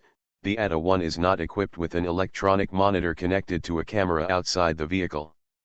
Instead, it uses a visual observation window similar to that of an old tank. On the top of the fuselage, there is also a periscope that can rotate 360 degrees, allowing the pilot to observe the conditions on both sides and rear of the fuselage. The reason for adopting such a design is simply because in the early days of Ark's landing on Alpha Star, electronic equipment was very prone to failure in some strong radiation areas and was not as reliable as a purely mechanical structure. In that era, most equipment design ideas tended to return to the original and retro style. This ETA 1 pedestrian was born in such an environment. However, this is not a shortcoming for the pilots of the heretical section in the absence of maintenance and replacement parts. The purely mechanical observation window is indeed easier to use than the sophisticated electronic monitoring equipment, for this as for the A1, as long as the weapons and power system can still operate, its combat effectiveness will not be greatly affected. No one should be able to find this place. The driver of ETA 1 said to himself while turning the periscope lens slightly. Normally, his work is actually very leisurely, thanks to the bipedal mecha's van cockpit space being much wider than that of the humanoid mecha. He can even lay down the seat flat and lie on the back of the chair. Look through some magazines that my companions brought back from outside. Unlike the color magazines like Penthouse and Playboy that most men like, he prefers to read some mechanical science magazines. It is for this reason that he became the driver and maintainer of this ETA 1. He was born in the wilderness and has never spent a day inside Noah's Ark in his life. All the knowledge related to mechas comes from self-study and dismantling the garbage picked up from the battlefield. He has always felt that if he could be born on the Ark, he would definitely become a top mechanic. Although he longed for the Ark, he didn't like the Ark at all, and even hated the colonial spacecraft that brought humans to this planet. Based on his age, he is almost a descendant of the first batch of human exiles from planet Alpha. In his memory, he has very little impression of his parents. His mother died when he was very young, and as for his father, I don't even know who it is. Someone once told him that his mother was a well-known scientist on the Ark. She had to leave the Ark because of academic persecution, but what does this have to do with him? For a child who has lost his parents, childhood is nothing short of extremely difficult. Those who lived on the Ark could not imagine how a child less than 10 years old could survive in the cruel wilderness. And this memory that he didn't want to recall became the source of his hatred. He hated everyone and everything from that ship, except weapons. Because weapons can be used to kill those who come off that boat. So when he learned of the existence of the heretic sect, he joined the Prophet without hesitation. He does not believe in any great God, but the powerful and mysterious power of the Prophet is obvious to every believer. He just needs a leader strong enough to lead them to destroy the ship. Took the people on that boat out of the safety and comfort of their rooms and made them feel everything they had been through. Just a few hours ago, the Prophet brought a comatose beautiful woman to this secret stronghold, which immediately cheered him up. He thought that the Prophet was about to plan a large-scale combat operation. He had always felt sorry for his failure. He felt sorry for participating in the operation in the molten mine area, but the Prophet only gave him a word and disappeared into the depths of the cave with the woman. Be vigilant, someone may follow you here. Although he was a little disappointed, he didn't dare to slack off at all. For several hours, he didn't even dare to take a big breath. He kept focusing on the 1-inch high observation window in front of him, for fear of missing something. At this moment, something seemed to drip from the top of the cockpit and hit him on the head. The sudden movement made his shoulders jump suddenly, and his forehead and eyebrows hit the frame of the periscope. Ouch! What is it? Could it be that the cooling pipe that was just repaired last week is leaking again? As soon as the words came out, he was stunned. With his familiarity with this aircraft, he certainly knew the top of the cockpit. There are no cooling pipes at all, so even if the coolant does leak, it won't drip from here. Weird, what could that be? He stretched out a hand and fumbled on the roof of the cockpit. Soon, he touched some viscous liquid. Is it engine oil? It's seeping out from the rivet joints, isn't that right? Not only that, but vaguely, he seemed to smell a vague smell of blood. He couldn't help but feel strong uneasiness in his heart. He raised his hand to turn on the lights in the cockpit, and raised the 2 fingers stained with the unidentified substance to his eyes. The fingertips were stained with a bright red liquid, thick and viscous. He was not sure whether he had seen it wrong or it was an hallucination. The drop of liquid on his fingertips seemed to be moving. Is this blood? Fresh blood? No, is it cold? Before he could react, more liquid seeped out of the cracks in the cockpit roof and dripped onto his head and shoulders. What's going on? What is this? He subconsciously wanted to sound the alarm, but the hand reaching for the console was frozen in mid-air forever. A sharp claw made of blood had penetrated his chest from bottom to top, and the sharp claw tip directly it penetrated from his throat. Hot blood sprayed on the console and on the Mecha Mechanical Structure magazine with the issue of June 929 of the New Era lying aside. The bloody claws quickly returned to a flowing liquid state and penetrated back along the gaps in the armor plates. All the blood was sucked back by a pale palm. In the blink of an eye, the palm was covered with a layer of armor with the same texture as the bloody claws. Kaylan, who was squatting on top of the mecha, jumped down and landed lightly on the ground. He glanced at his right hand in surprise. He originally just wanted to try out the idea in his mind, but he didn't expect that the active armor could actually work. After breaking away from his body, it recondensed into shape and successfully assassinated the target hiding in the mecha. And a weapon. Kaylan always felt that this thing was like a parasitic monster in his body. Perhaps, the unknown side effect in Pan's mouth was that sooner or later, this thing would awaken its self-awareness, and then compete with him for the body. Control, or simply break out of the body, just like the seed of erosion in its mature stage. From the moment the fusion was successful, Kaylan did not regard the ore-type armor as his own strength. He completely regarded this living armor as a hidden danger, a time bomb buried in his body. But at that time, he had to wear this living armor, to threaten the lives of most people on the Ark, including Kaylan himself. The crew meeting was simply a naked conspiracy. Kaylan had no choice. If there is a chance, he must find a way to separate this thing from his body. He does not want to become something like those containers. Since the members of the Immortal Crew Guild bluntly stated that they could not remove the living armor from their bodies, Kaylan could only hope to find some useful clues in the ruins of Alpha civilization. Perhaps, the other end is in the bottomless sinkhole. Can the big lizard underneath that has been imprisoned for tens of thousands of years help him? Of course, the premise is that Kaylan has to find it first. This difficulty may be more difficult than exploring a complete S-class ruins. Who knows if the big lizard is still on this planet? Forget it, I'll think about it later. At least for now, I still need the power of this thing.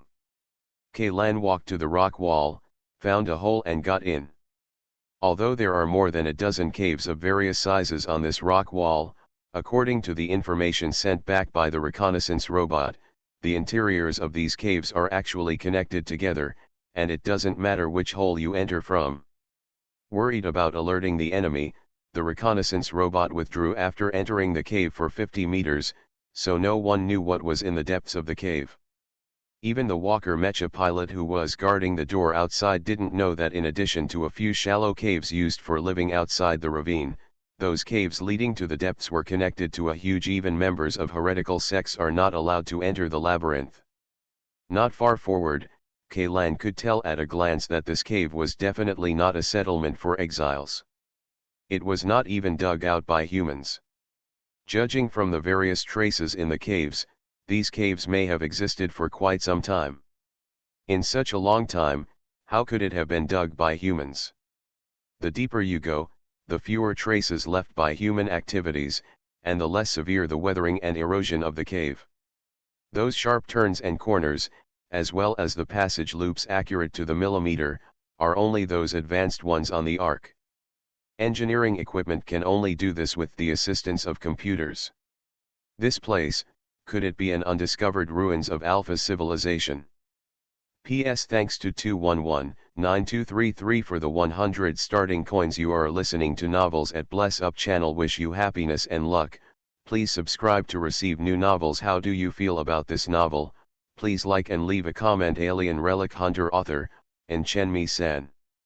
Chapter 603.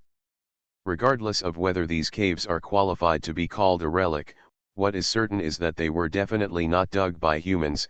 As for whether they are Alpha civilization, there is no way to know. Unfortunately, there is no information such as writing or symbols left on the walls of these caves, and Kaylan has no way of judging their purpose. In this section of the outermost few dozen meters of the cave, there are some simple sheds set up. The outside of the sheds is wrapped with a large number of plastic sheets and straps, and inside are piles of dirty and worn bedding and some equally tattered clothes. There were several rusty Type 01 rifles against the wall. Next to the gun was a box of ammunition that looked like it came from a handmade workshop. The tolerances were so large that whether it would get stuck in the bolt was a problem, but it was different from the one beside it. Compared with what can barely be called a magazine, these bullets can be considered well made. Those magazines are simply made of two pieces of rolled out rotten iron sheets, with several circles of dirty tape wrapped around the surface. Even the ones sold on the black market are called disposable items. Junk goods are much better than these things. Everything Kaylan has seen so far is very different from the appearance of any exile settlement in the wilderness. If there is any difference, it is probably that the spatial planning of these caves is too neat, and even the originally messy sheds seem to be very orderly. Most of the exile settlements in the wilderness have no layout or structure at all. From the perspective of directly above, it looks like a tumor growing randomly. All the sheds here are built against the rock walls, giving people a very orderly feel. Kaylan walked a dozen meters further, and an extinguished bonfire appeared in front of him. When you light a fire in a place like this, and there is no smoke exhaust device, you really don't have to worry about carbon monoxide poisoning, Kaylan muttered while bending down to dig through the blackened remains in the campfire a few times, and a sense of warmth suddenly came through. The armor was passed to his hand, and he immediately pushed aside the ashes underneath. A few pieces of coal that were not completely extinguished and were still emitting black-red light were immediately exposed. He was not surprised that the heretical sect could obtain coal. Swamps accounted for about 9% of the area in the wilderness of Alpha Planet. In these swamps, a large number of coal mines were buried under the shallow peat layer. People don't even need heavy machinery to excavate. One person, a shovel, and a pickaxe can dig out dozens of kilograms of coal in a day. It is precisely because of these rich coal mines that equipment using fossil fuels as energy sources, which had almost disappeared on the Ark, has become popular again.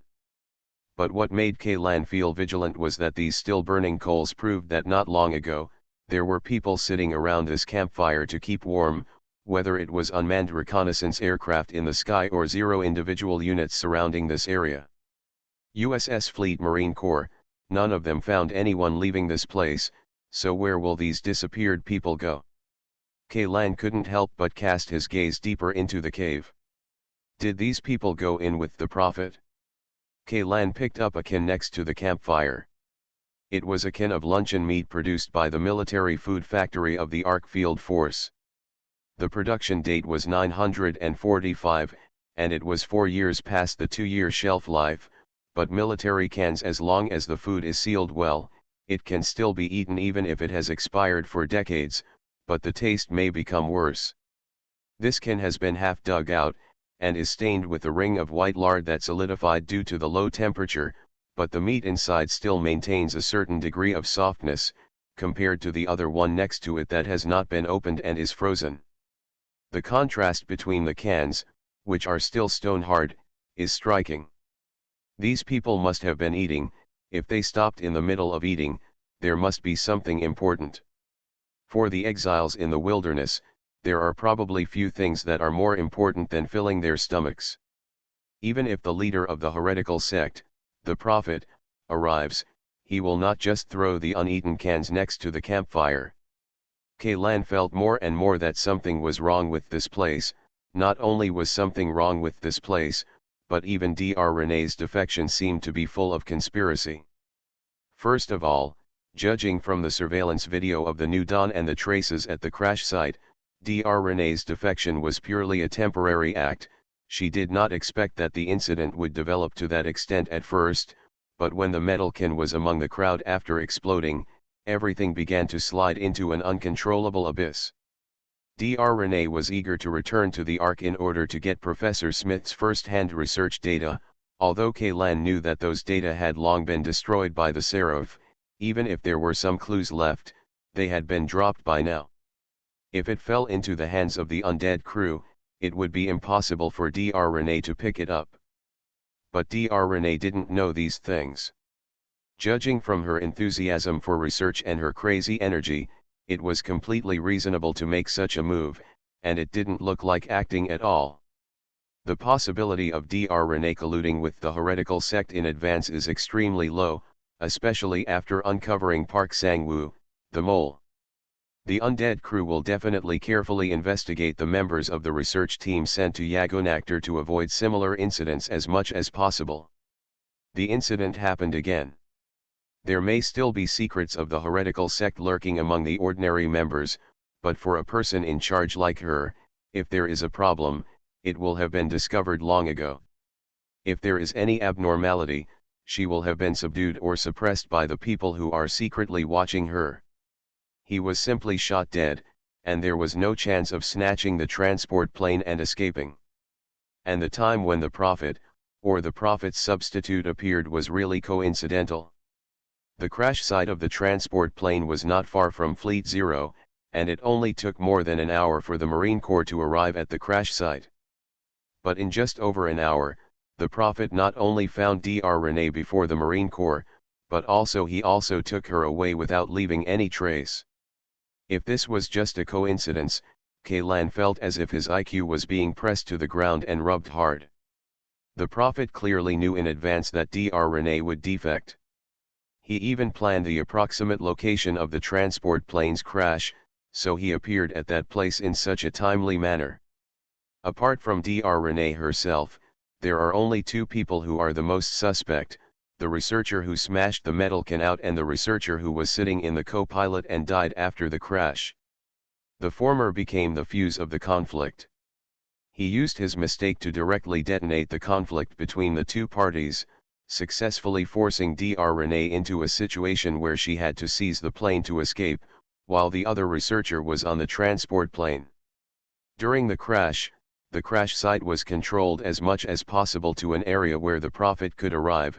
According to the records on the black box on the transport plane, Dr. Renee fell into a coma after the transport plane was hit by a laser. During the crash, the researcher sitting in the co-pilot seat was controlling the aircraft. Although these two people are already dead, Kaylan feels that death will not clear their suspicions. If he can contact Fleet Zero or the Undead Crew Association now, the first thing he must do is let them focus on the investigation, the background and details of these two researchers. What makes Kaylan even more puzzled is not how the heretic sect planted these hidden seeds on the Ark, but the reason why the prophet forced Dr. Renee to defect, to sacrifice two hidden seeds buried so deeply, and also to at the risk that the entire transport plane might be blown to pieces. If Fleet Zero had not chosen to keep anyone alive at that time, could it be just for Dr. Renee? If Dr. Renee died directly in the crash, wouldn't they be trying to achieve nothing? It's not worth it at all. Although Dr. Renee is the top person in charge of the Yagunakota research team, Yagunakota's exploration has not even begun, and the research results that the research team can produce at this time are very thin. It's just a thin stack of A4 paper. Although this does not mean that these documents have no value, if the prophet is interested in this thing, there is no need to go to such trouble to arrange a scene of defection and plane crash. Just place it in the hidden child in the research team can steal this little thing. As for Dr. Renee herself, apart from her body that can easily arouse primitive male impulses, she is at best a professor-level researcher. A professor-level researcher like her, before anything happened in the institute, would have had at least 100 or 200 people. Every professor-level research institute can indeed be regarded as a person with amazing talents, but without the help of the team behind her, without the favorable conditions and research environment provided by ARC and the institute, she may not be able to do research by herself. Come up with something. The prophet couldn't have taken a fancy to this woman's beauty, right? One is not for ability, and the other is not for body, then what is he for? Wait a moment. Kaylan was suddenly startled, because he remembered something crucial. Yagunaktor is not open to the public yet, so what project was Dr. Renee working on before she defected? Damn it! What this woman has been studying, is me. Kaylan suddenly felt a chill spreading down his spine. The people in the institute have actually been studying their own cells, genetics, and other things. Professor Smith on the Ark made a big mistake and fiddled with it. Things like memes came out, so much so that the entire institute was almost destroyed at the hands of Seraph. Kaylan is still glad that Dr. Renee didn't cause anything fatal. The defection and crash happened. Dr. Renee, who survived the crash, was also given by the prophet, got it? Kaylan remembered very clearly that when Dr. Renee defected, she brought a silver-white suitcase with her. That suitcase contained the results of her research during this period of time, and she only studied one object during this period of time. That is Kaylan. That suitcase must contain something related to me, and maybe some of my clone cells are also sealed. Moreover, according to the Marines who searched the crash site, they did not find such a silver suitcase in the wreckage of the transport plane. Not only was Dr. Renee taken away by the Prophet, but the suitcase filled with lethal things was also taken away by the Prophet. Kaylan even suspected that the Prophet's first target was the suitcase.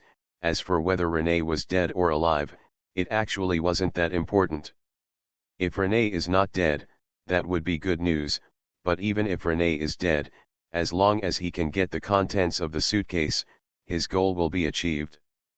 Professor Smith created such a troublesome monster by simply injecting cells from the seed of corrosion into the clone tissue of Kellen cells.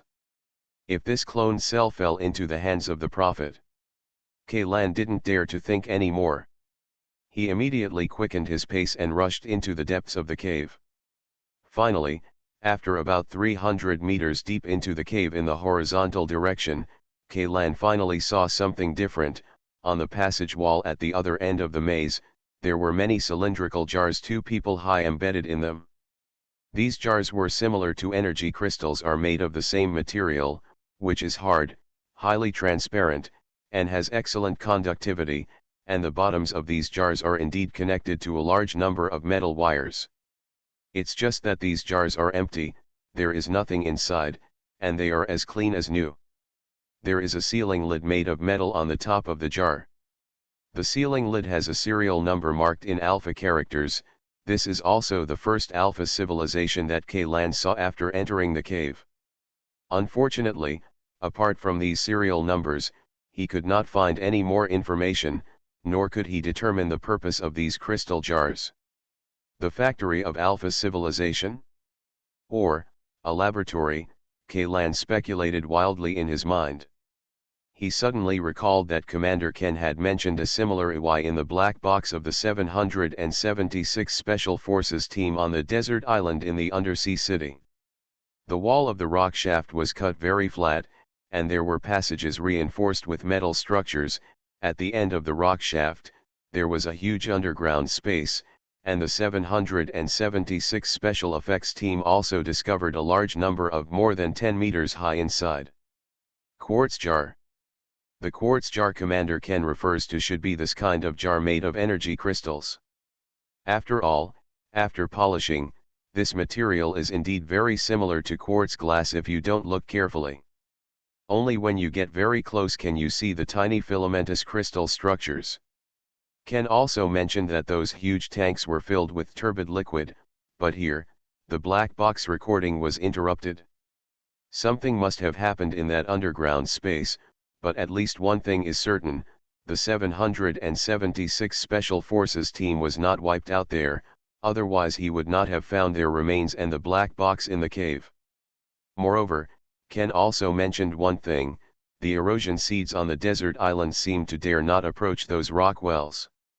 It was for this reason that the members of the 776 Special Forces team were able to survive the pursuit of the erosion seeds. Why don't the seeds of erosion dare to approach EY? Are they afraid of the well itself, or, what's in it? What does the rock well on the desert island have to do with the cave he is in now? A lot of question marks poured out instantly, turning Ian's thoughts into a mess. P.S. Thanks to Ziju and Kyuya for the 197 starting coins, thanks to Mao and Kyuya for the 100 starting coins. P.P.S. I haven't been feeling well recently, and my overall condition is a bit off, the update time may be unstable, so please bear with me. Alien Relic Hunter author, and Chenmi-san. Chapter 604. The further inside, the uneasiness in Ian's heart became stronger. The neatly arranged crystallization tanks, the ever-increasing serial numbers, the rusty metal wires, everything in his field of vision constantly reminded him of the specialness of this cave. Perhaps tens of thousands of years ago, for the Alpha civilization, this was the place is no less important than the deserted island that can only be reached by falling into the depths of the sea. But compared to that desert island, this place seems a little too easy to get in. Is it because the mechanism originally set up outside this ruins has been destroyed by the heretical sect? A complete laboratory of Alpha civilization. For a prophet who can read Alpha text, it is not difficult to transform it into the combat power of a heretical section. Kaylan suddenly understood why the prophet brought Dr. Rene here. This is the place.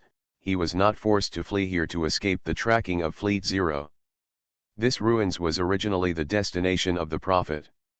Dr. Rene's research results, her own cell clone tissue, and the mysterious laboratory left behind by the Alpha civilization, these three factors were added together. Kaylan was not surprised at what the prophet could come up with. The prophet must be stopped. Just when Kaylan counted to the 78th crystallization jar, the jar was finally not empty.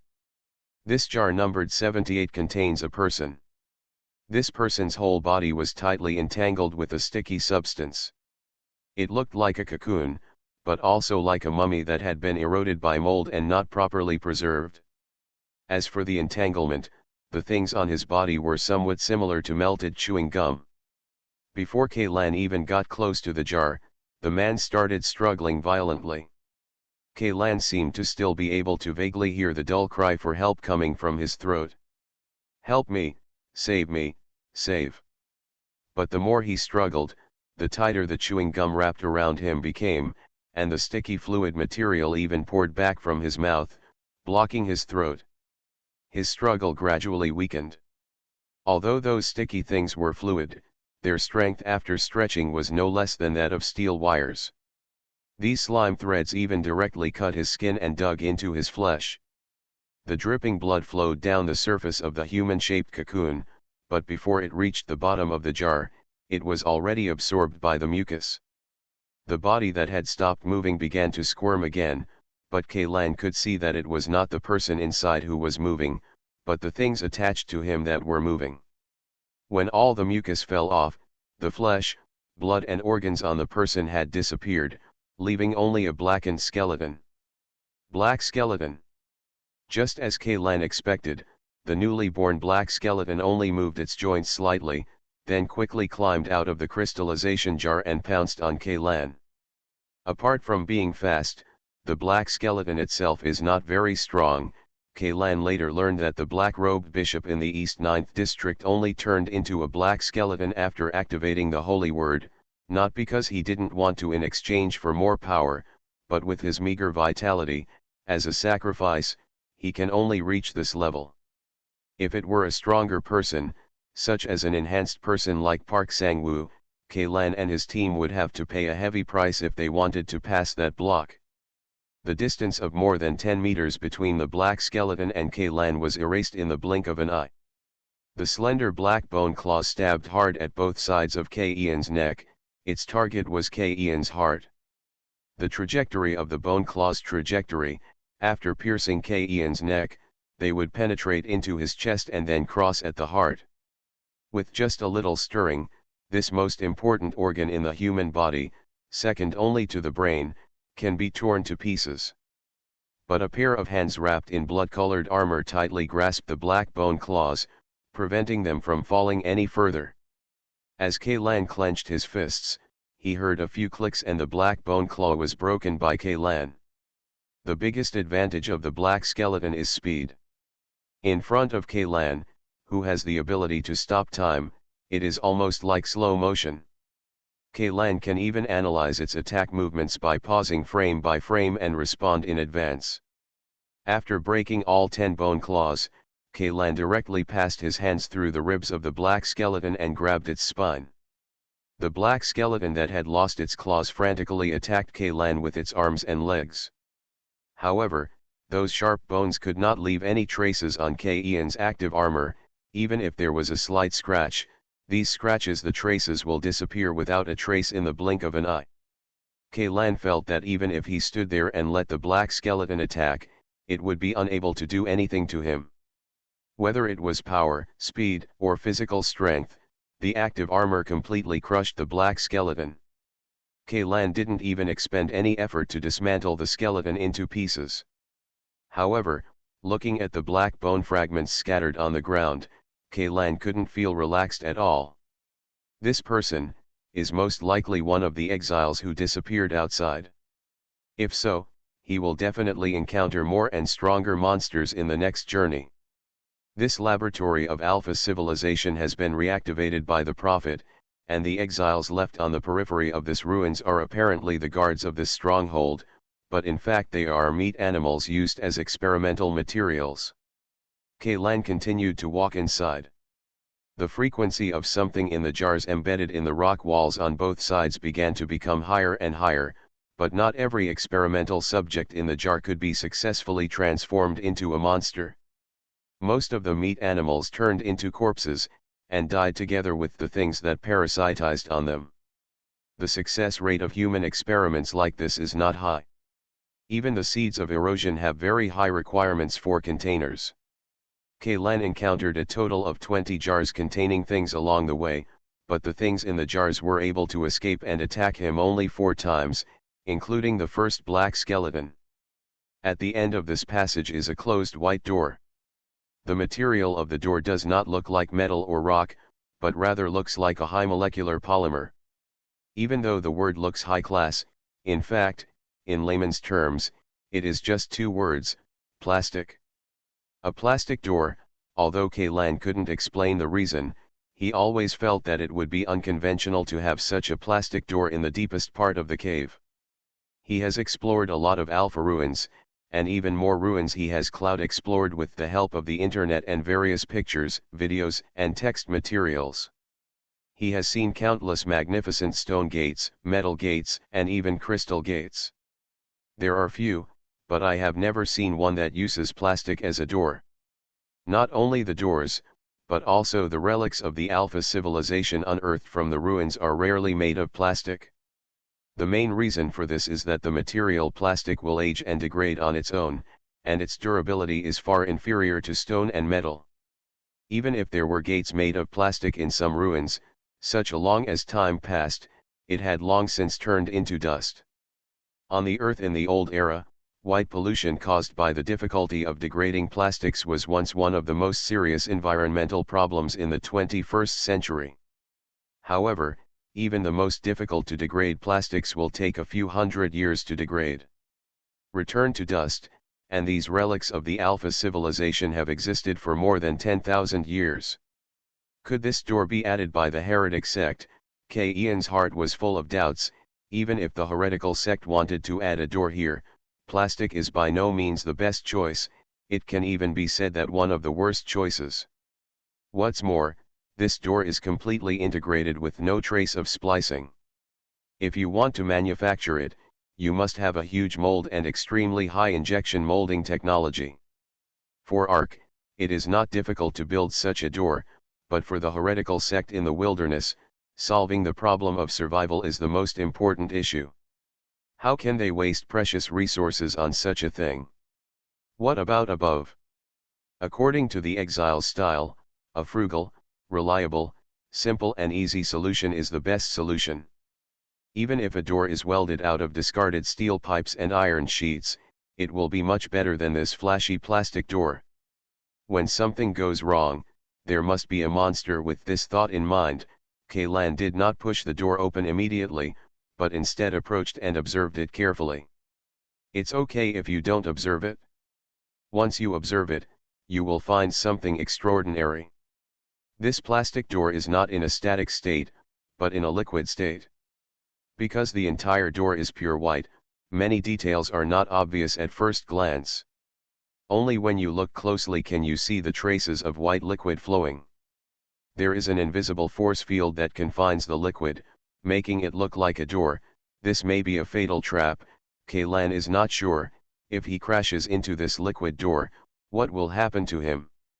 Will it also become part of the door? He turned back, picked up some fragments of the black skeleton, and returned to the front of the liquid gate again. He carefully picked up a piece of black bone and stuck it into the door. Huh! Kaylan did not feel the position that contained the white liquid. The bone fragment penetrated through almost without any hindrance and inserted into the door. Where the bone fragments come into contact with the door, there are indeed ripples where the fluid is disturbed. These ripples are like the ripples that appear on the edge of the palm of your hand when you put your hand into the flowing water.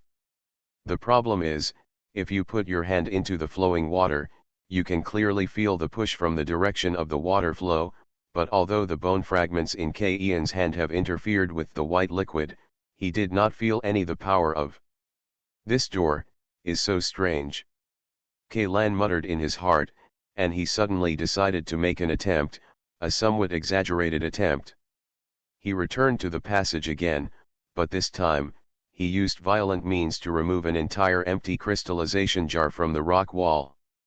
Then, he walked back to the white door, carried the crystal jar on his shoulder and slammed it into the white door like a battering ram.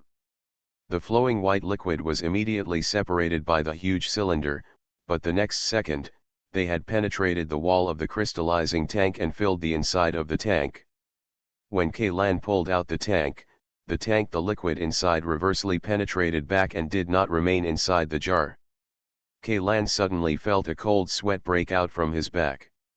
This white door does not seem dangerous, but in fact it is fatal to living creatures. These liquids seem to be able to penetrate the surface of any material.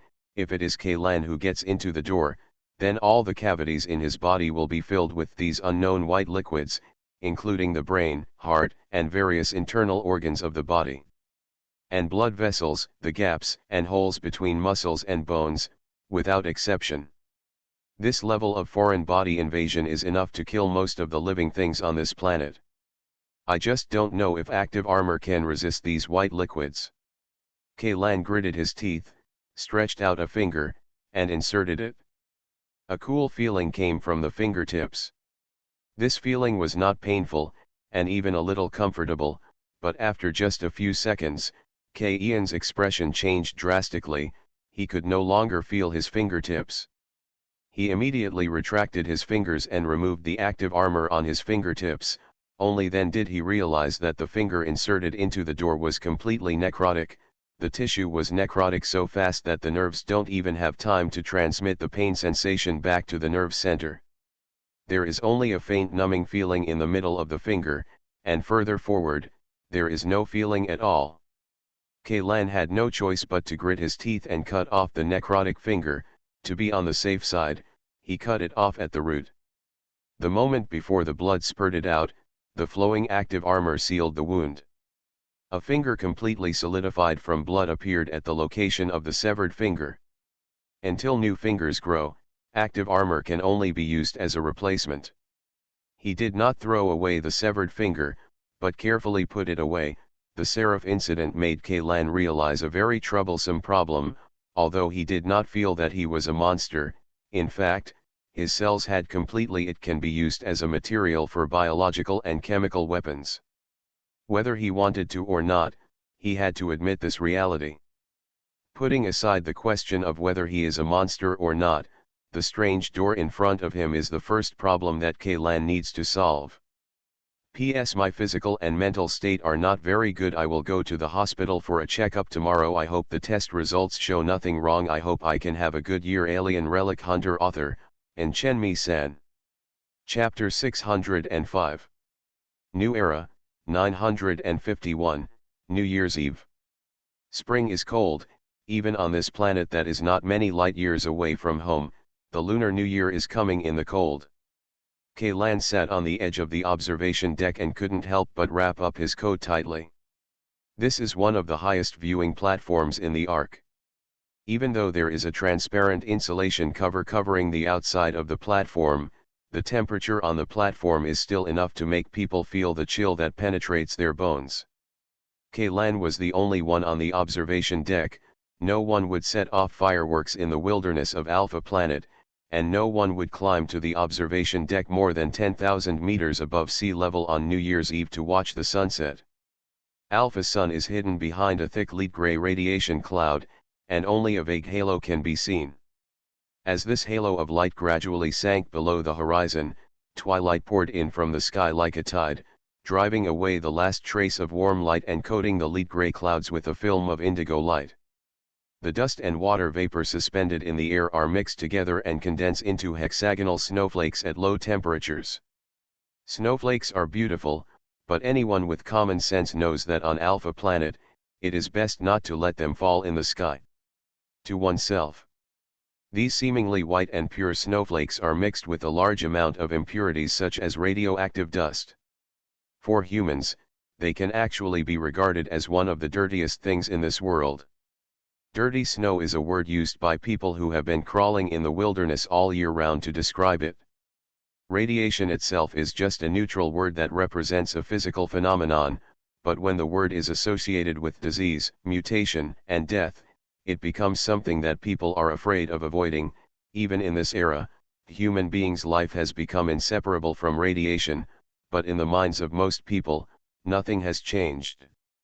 Just like power, people with power will be respected by others, but when the power is so strong that it breaks through a certain threshold, they will only be regarded as monsters and aliens. The color of the clouds became darker and darker, and the remaining light in the sky was gradually swallowed up.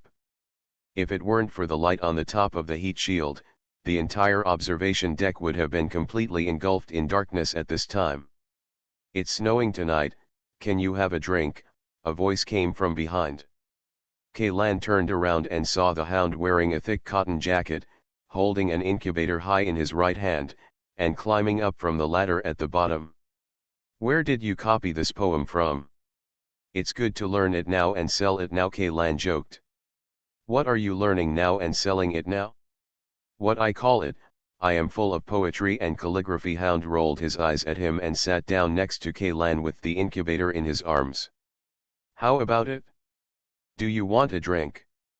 Before Kaylan could answer, he opened the incubator, poured a small glass of wine, and placed it in front of Kaylan. The hot wine sloshed in the cup, and the dense white heat rose vertically, mixed with a hint of spicy wine, and floated in front of Kaylan. "You know, I don't like drinking, especially distilled spirits. Today is the Chinese New Year, and look at you, your lips are turning purple from the cold. Drink a drink to warm yourself up," Hound advised. Kaylan did not continue to refuse. He picked up the wine glass, brought it to his lips, and took a cautious sip. Suddenly, a warmth filled his mouth. That bitter and spicy taste with a hint of sweetness, instantly occupied all the taste buds. Kaylan raised his head and drank a whole glass of wine. He felt that what he drank was not wine, but a cup of blazing flames. This flame went all the way down the esophagus, and then spread to every corner of the body, immediately melting away all the chill that penetrated his bones. Even his originally stiff face was covered with a faint blush. "How's it going? Are you feeling comfortable?" All of a sudden, the Hound laughed and put out everything in the incubator. Among them were 2 bamboo tube-shaped containers with more than a dozen skewers inserted inside. The food skewered on the skewers was submerged under the soup. A large amount of heat blocked Ian's sight, making it difficult for him to see clearly what he was soaking in. "What's in the soup?" "What's this?" "Appetizers," Hound said. "The one in the bamboo tube is Odin, and there is also soy sauce, beef and peanuts. If you want to eat something else, it will be more troublesome." At this point, the shop on the street, most of them are closed, and only the big hotels that took orders for New Year's Eve dinner are still open. "No, these are enough." Kaylan lifted up the whole skewer and took a look. Sweet and spicy, fish tofu, kelp knots, beef balls. The ingredients on the skewer can be said to be varied, quite a kind of chowder. "It feels like a big mess." The specially made soup in the bamboo tube had a rich and alluring aroma, mixed with warmth, and hit his face, making Kaylan feel his index finger move. He picked up a bunch of fish tofu and took a bite. The delicious and hot soup squeezed out from the holes in the fish tofu and occupied the entire mouth. It was a feeling of satisfaction that was difficult to describe in words, spreading freely between the lips and teeth. Kaylan remembered that he had seen the recipe for Odin soup on the internet. It usually boiled bonito and kombu to make the juice. Later, the recipe was improved many times, and some people also used stock made from pork bones, chicken racks, and scallops to make it. Soup, but in this era, using these ingredients to cook soup is obviously a very luxurious thing. Most of the small shops that sell Odin use broth cubes produced by industrial assembly lines. The soup stock cubes are all synthesized by artificial means. Although the taste can be fake and real, if you compare it with the soup made from real ingredients, you can still taste the obvious difference. The one brought over by the Hound was obviously the latter. "Where did you buy Odin?" "This soup is good," Kaylan asked. "Buy it?" The Hound suddenly laughed. "Of course you have to cook it yourself. Where can you buy such good stuff outside? That kind of stuff synthesized with artificial flavor enhancers is enough to eat on weekdays. Today's special. I don't want to harm my mouth and stomach." While talking, Kaylan quickly finished off 2 more skewers of meatballs, while the Hound helped him fill the empty wine glass again. "Good wine," another voice came from the side. Kaylan didn't have to turn around to know that the person coming was Ivan, the alcoholic guy. A silver mechanical arm shot out from the slanting stab, grabbing he pushed the wine glass towards Kaylan. However, just when Ivan was about to touch the wine glass, the wrist of the robotic arm was firmly held by Kaylan with 2 fingers, and he could no longer move forward. "This is mine. If you want to drink, just pour me another glass," Kaylan said. "Hiss, Kaylan, your hands are getting stronger and stronger. Even my robotic arm can't defeat you. This is a new model that I just spent a lot of money on." Yifan retracted his hand and moved the keys on his wrist and fingers to a large extent. The flip cover on the surface of the mechanical arm opened like a show-off, revealing the sophisticated and sexy mechanical structure underneath. "New hands." Hound poured another glass of wine and handed it to Ivan and asked casually. "Yeah, they say you need new clothes in the new year, and the robotic arm must also need new ones." Ivan took the wine glass, drank it down, and smacked his lips twice.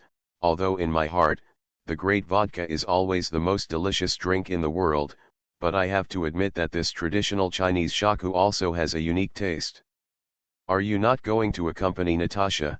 Kaylan glanced at Ivan from the corner of his eye and asked. However, Ivan did not answer Kaylan's question directly. Instead, he asked Kaylan, "How did you spend your previous New Year's Eve?" "Just living alone like this." Kaylan recalled, "I bought a bunch of food, then stayed in the room waiting for the New Year's bell to ring, played a few games, and glanced at the New Year's variety shows on various social platforms, and then go around the forum twice to see if there are rich people who are too rich to give out red envelopes, and that's about it. It's the same person every year." "It's not that.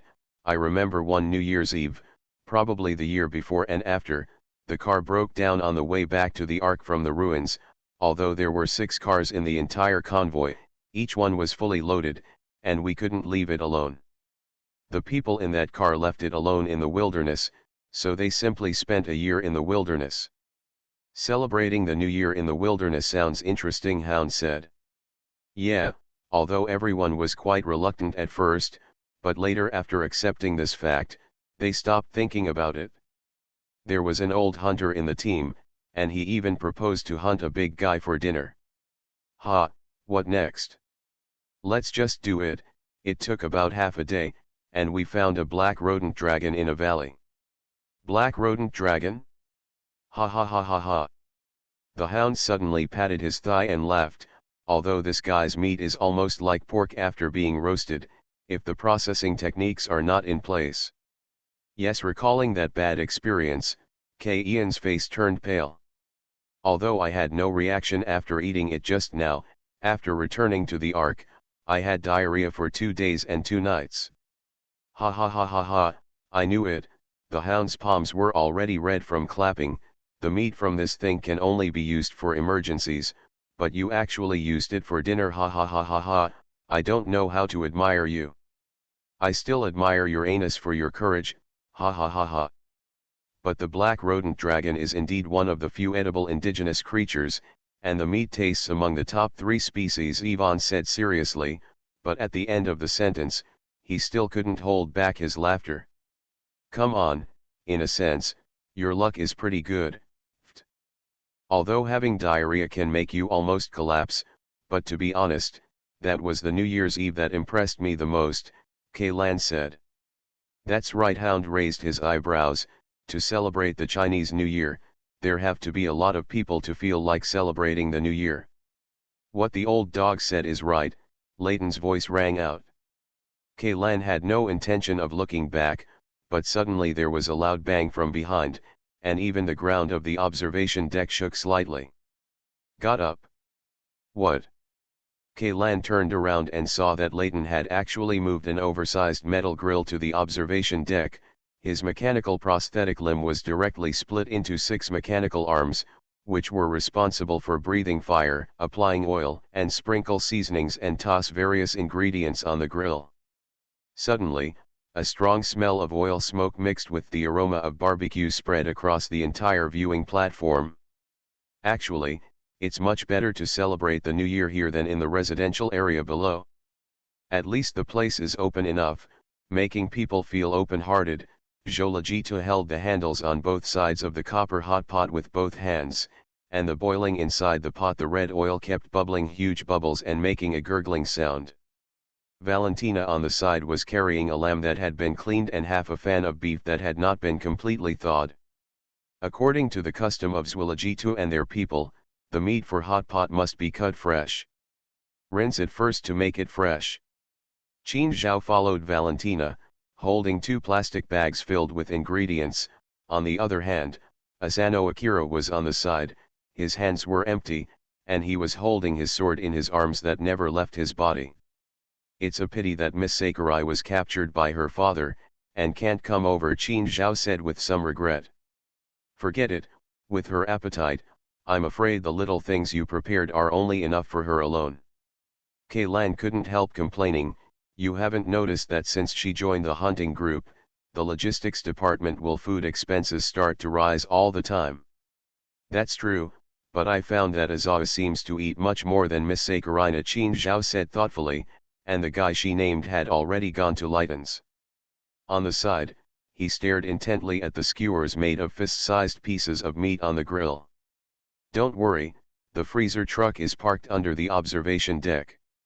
You can eat with ease. The last person who appeared in Ian's field of vision was Miss Soma. She was wearing a bright red cheongsam with high slits today. A pair of long, slender, fair thighs couldn't help but make Kaylan a little distraught. If possible, he would rather Miss Soma stay tonight. By the way, why are you all running up here? You said you came out to relax, but you ended up having a convulsion at such a high place. I almost suspected that you were depressed, so of course I had to come and have a look, Hound said half-jokingly.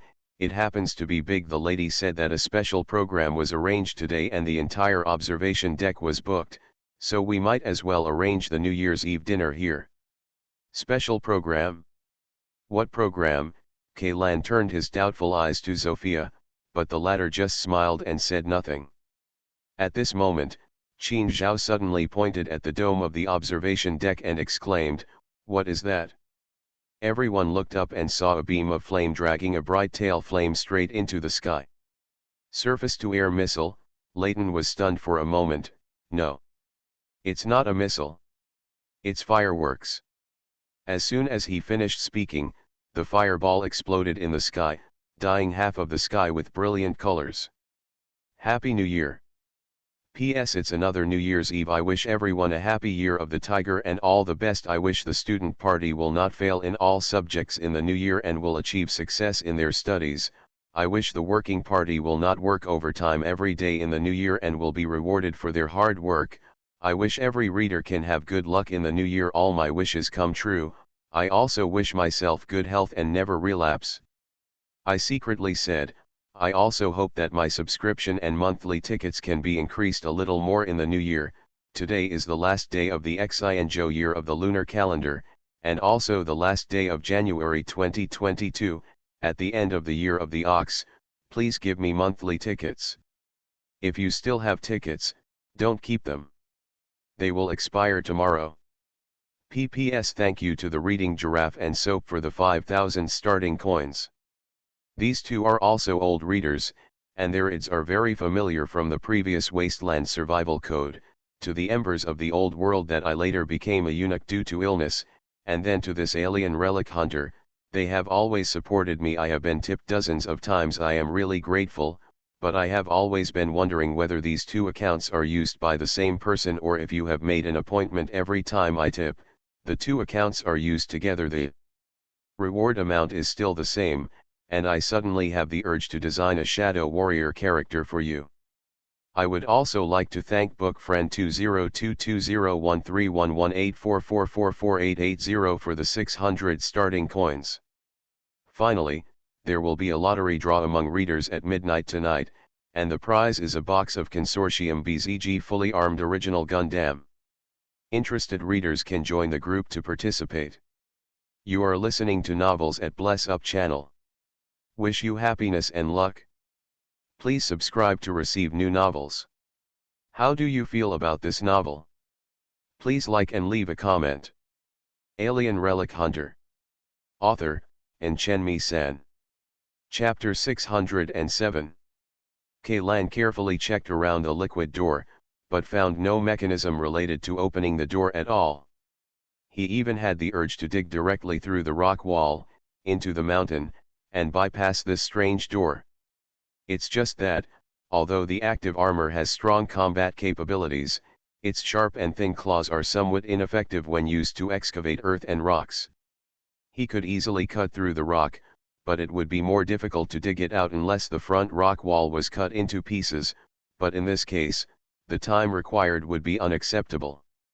There is no mechanism, not even a groove for inserting energy crystals or a safety device like a mercury lock. Then how do you open this door? Looking at the white door in front of him, Kaylan became a little anxious. The Prophet had obtained Dr. Rene's research results and his own cloned cells, and this place was left by an alpha civilization and was used for production. For him, everything is ready for the man-made monster biochemical laboratory, and he doesn't even owe Dongfeng. All the Prophet needs is time. The current situation is almost the same as the mimetic infection incident. In the contaminated area, Kaylan needs to race against time to prevent the meme from causing uncontrollable mutations, and in this cave, he also needs to race against time to prevent the meme from causing uncontrollable mutations. The Prophet has come up with something even more difficult than Seraph. With every second of delay, the difficulty and risk factor of the task increases exponentially. What makes Kaylan feel the most headache is that he has no idea how much time is left for him. The only thing he can do is to speed up. Try your best to stop the Prophet before his plan is completed. He even ran all the way in, without even being able to hide his whereabouts, but he bumped into this strange liquid door and stopped him. Just when Kaylan was about to dig a hole to get around, a very famous folk tale from the old era suddenly popped into his mind, Alibaba and the 40 Thieves. In this story, the cave used by the bandits to hide their treasures has a very magical voice-activated door. As long as the spell "Open Sesame" is shouted, the door of the cave will open. Although voice-activated doors are commonplace in this era and are not considered cutting-edge technology, in that era when even electricity had not been discovered, they were as incredible as the title of the story collection Arabian Nights. The door locks that have appeared in human history are nothing more than these types, purely mechanical keys, password locks composed of numbers and characters, key magnetic cards using radio frequency identification technology, and a series of key cards that use fingerprints, iris, voice prints, or faces. Smart locks that identify physiological characteristics such as bone structure.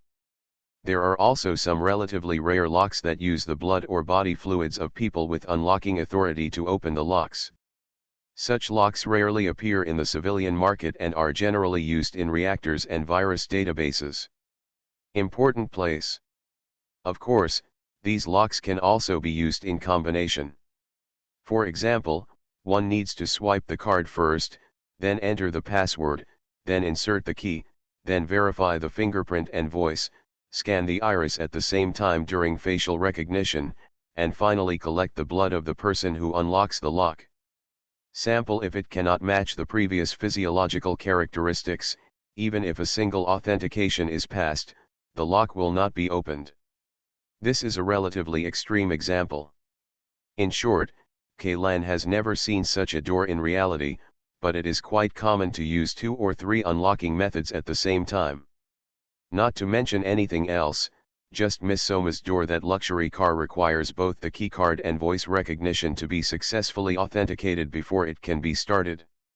Kaylan looked at the white door in front of him and eliminated all the unlocking methods one by one. In the end, the only 2 methods left were voice control and blood. No, blood can also be eliminated. When he inserted his finger into the door just now, the white liquid had direct contact with his own blood, but the door was not opened, and instead he lost half of his finger. As for voice control, there is no cost in trial and error anyway, but I don't know whether the judgment is based on the password or the voice print. If it is the latter, then Kaylan really has nothing to do. He took a deep breath, looked at the door, and said slowly in the language of Alpha civilization, "Open the door." As soon as he finished speaking, ripples suddenly appeared on the white door. The white liquid that was originally like substance gradually atomized and became transparent at the same time. In less than 30 seconds, the white door that originally blocked Kaylan had completely disappeared. Disappeared, revealing the dark passage behind. Why, Kaylan couldn't help but curse. If he had known that the way to open the door was so simple, how could he have wasted nearly 20 minutes in this place? However, he did not rush in. No one could be sure whether the visually disappearing door had really disappeared. Kaylan changed a finger and stretched it forward. This time, my fingers reached the original position of the liquid door, but nothing abnormal still happened. Move forward half a foot and it's still the same. Only then did Kaylan become convinced that the door had indeed disappeared. But he did not relax his vigilance. Instead, he held up his arm and used that finger as a pioneer to walk towards the back passage at a constant speed. This passage was much narrower than the passage with crystallization jars embedded outside, barely enough for 2 people to pass, and there were no fluorescent devices used for lighting outside along the way. Kaylan just walked in the dark for about a kilometer. It suddenly dawned on me. This is an extremely huge underground space. The ground, walls, and dome are all reinforced with metal frames. The layout of the space is almost exactly the same as the basement discovered by the 776 Special Forces team. But what Kaylan is sure of is that the basement in front of him is definitely not the same one discovered by the 776 Special team. There are neither quartz jars more than 10 meters high filled with turbid liquid, nor metal stands with shackles attached that look like torture tools. Or to put it another way, there is only one thing in the entire basement. A pyramid located in the center, not the conical pyramid of ancient Egypt, but the flat-topped pyramid of the Mayan civilization. This pyramid is about 8 to 10 meters high, with a bottom side of about 20 meters. The top is a small platform with a side length only half of the bottom side. On this platform stands a man wearing a wide sand-colored cloak. He lowered his head and seemed to be looking at something at his feet. Due to the limited viewing angle, Kaylan could not see the thing at his feet. According to the photo sent to him by the intelligence dealer, this man wearing a sand-colored cloak should be the prophet, or one of the prophet's stand-ins. Of course, that is provided that he did not change the cloak to someone else and let someone else do it. Pretend to be yourself. Even if he is just a substitute, Kaylan does not dare to let down his guard at all. He is currently facing 2 prophet substitutes. The first time was in the Sikh village in the South 16th district. That double had extremely terrifying fighting capabilities. If it hadn't encountered an unreasonably strong being like Zeluo, I'm afraid Kaylan and Ka at that time would have will eventually die in his hands. The second time, in the outer passage of Yagunaktar, The prophet's stand-in deceived everyone with the identity of Park Sang-woo, and even the undead crew did not see through his identity, although later, Kaylan and the others saw through his disguise, but they were unable to stop his sacrifice ceremony at all. The vitality of Park Sang-woo is much stronger than that of the black-robed bishop who activated the holy word during the Arezaka rebellion. The thing it summoned was more than enough to kill everyone in the reconnaissance team. At first, Kaylan and the others thought there was something wrong with the sacrificial ceremony. The summoned monster was in an unstable state, just like Ultraman who only stayed on Earth for 3 minutes. The monster was here. Space may have a time limit, but after he successfully activated the battleship and had a conversation with another prophet stand-in in the molten mine area, he realized that the reason why the monster summoned by Park Sang-woo would die was with a high probability. It was deliberately given for free under the instruction of the prophet. The prophet did not want to kill Kaylan in that passage. His initial purpose may have been to use the hands of Park Sang-woo to induce Kaylan and the others to enter the power room and then activate Yagonactor. But the plot did not proceed according to the script set by the prophet. Kaylan and others noticed that there was a problem with Park Sang-woo and used means to deceive Park Sang-woo's lies, but in order for Yagonactor to be successfully activated, the prophet did not let Park Shanjo kill Kaylan and others, but changed the method and naturally sent the fruit core that can activate the teleportation mechanism to Kaylan and others. Up to this point, everything was still as expected by the prophet. It was just a change from Plan A to Plan B. What the prophet really didn't expect was that the crystal in K-Ian's body was not incomplete, but complete.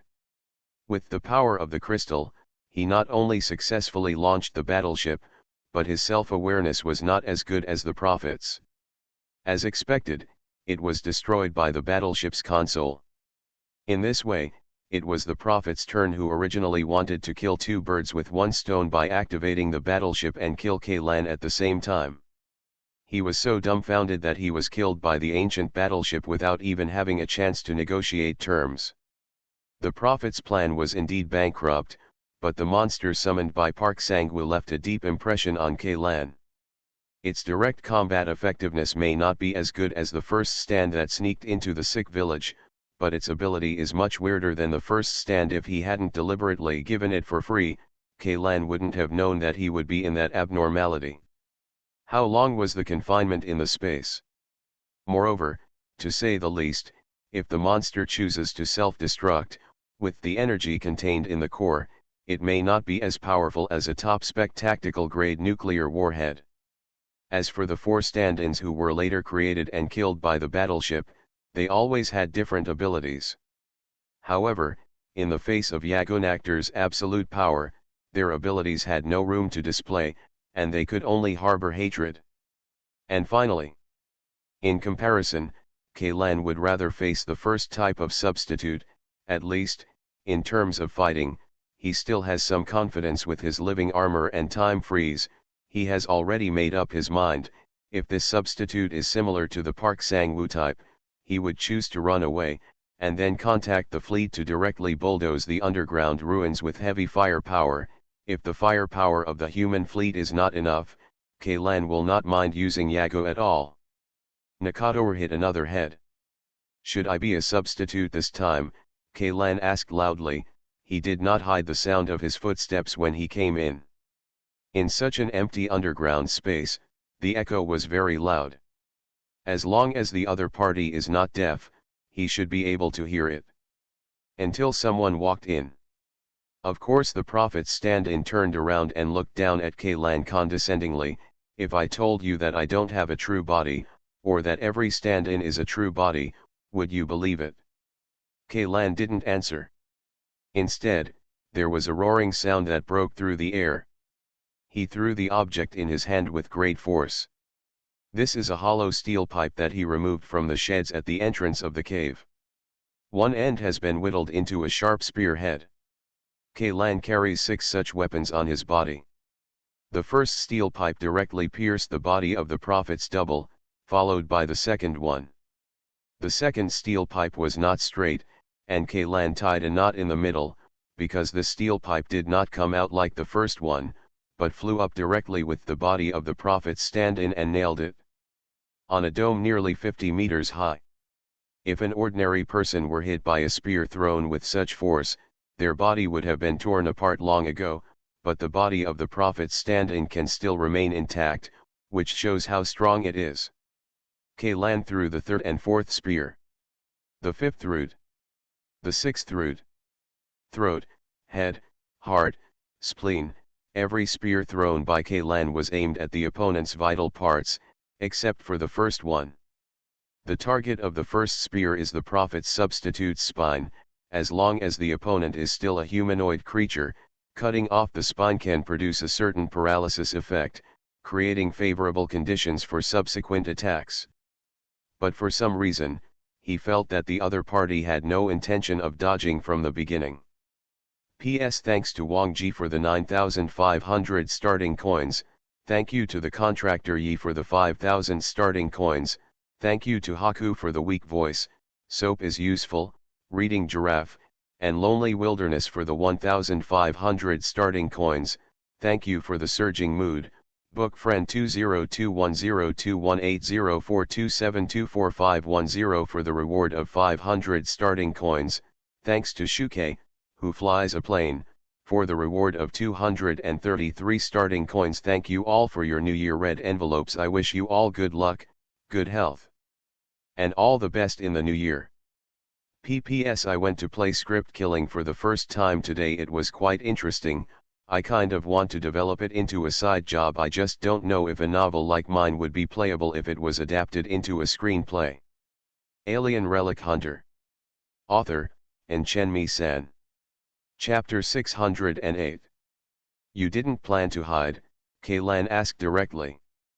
The task of this substitute has been completed, and there is no use in keeping it, the prophet replied in Alpha language. The language of Alpha civilization does not require the use of human vocal organs, so even if the throat of the prophet's substitute has been pierced by a spear, he can still communicate with Kalan. What mission? Kalan asked.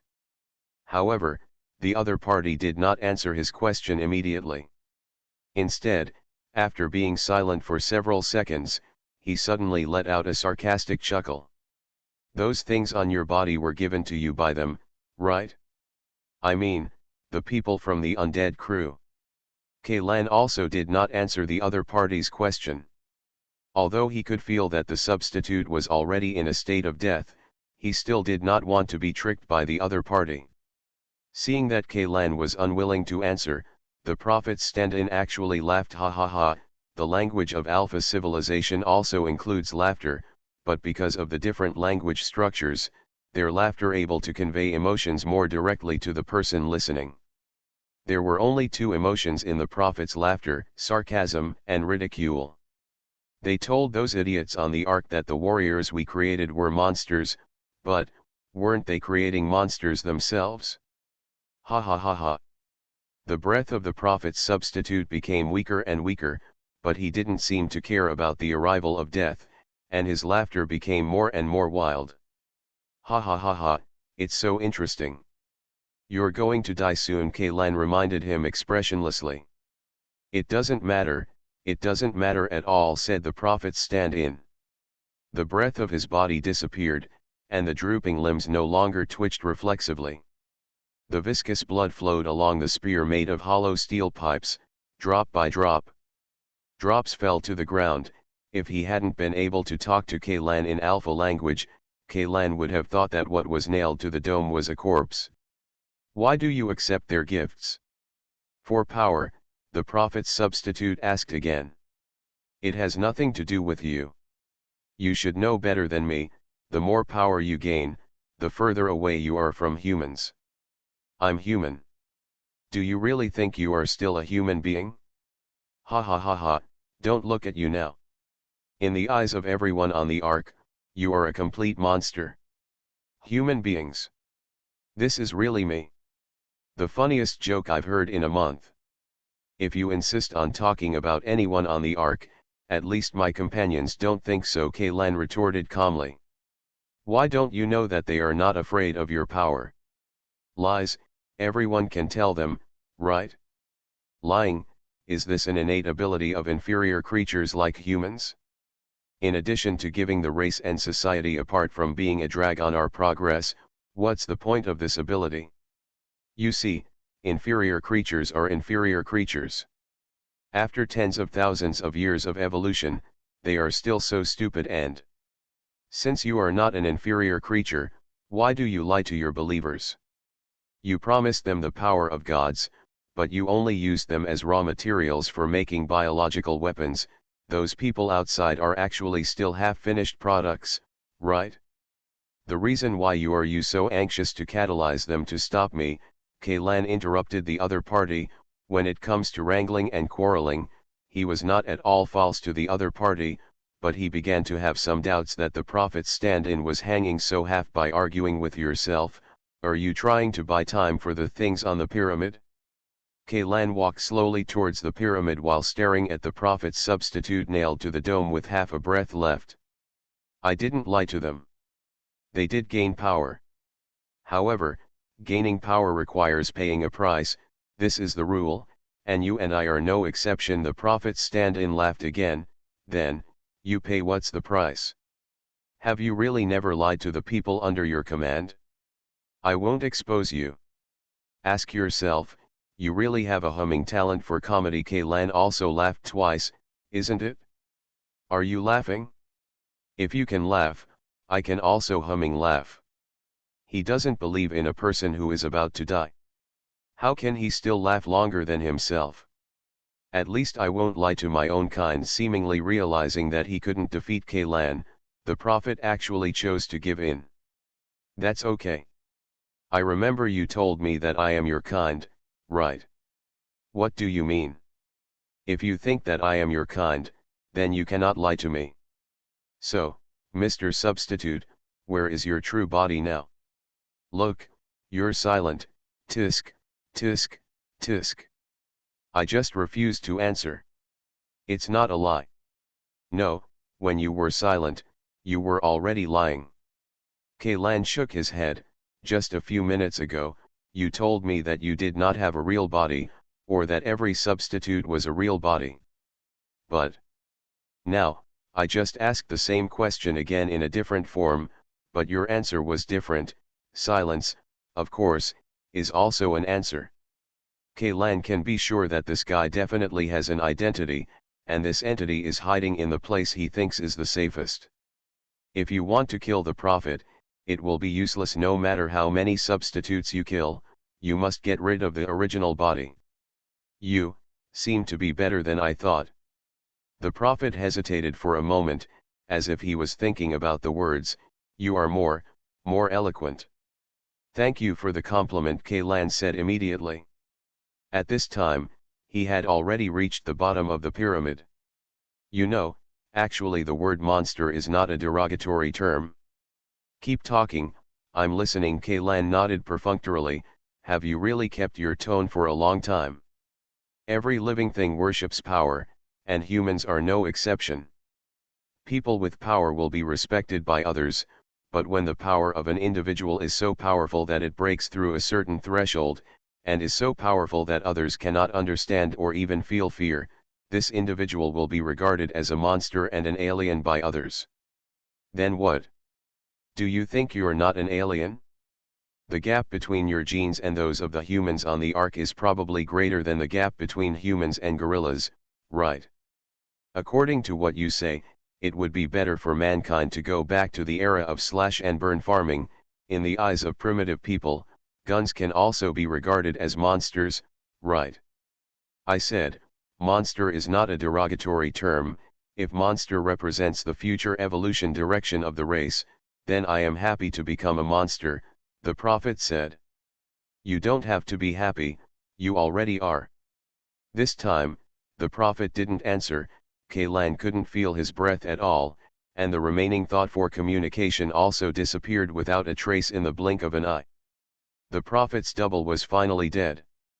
However, the troubles he left behind were far from over. Kaylan has climbed onto the small platform at the top of the pyramid. In the middle of the platform, there is a sunken pool. The pool contained a thick liquid that was very similar in texture to serum. A large cocoon made of a large number of fine gray-white mycelium was soaked in this thick liquid. The cocoon undulated slightly with the breathing rhythm of the thing inside, causing ripples in the liquid in the pool. Through the translucent mycelium, one can vaguely see a plump female body curled up inside the cocoon. However, the skin of this body showed a very strange dark red color. Is it, Dr. Renee? Kaylan recognized the identity of the person in the cocoon at a glance.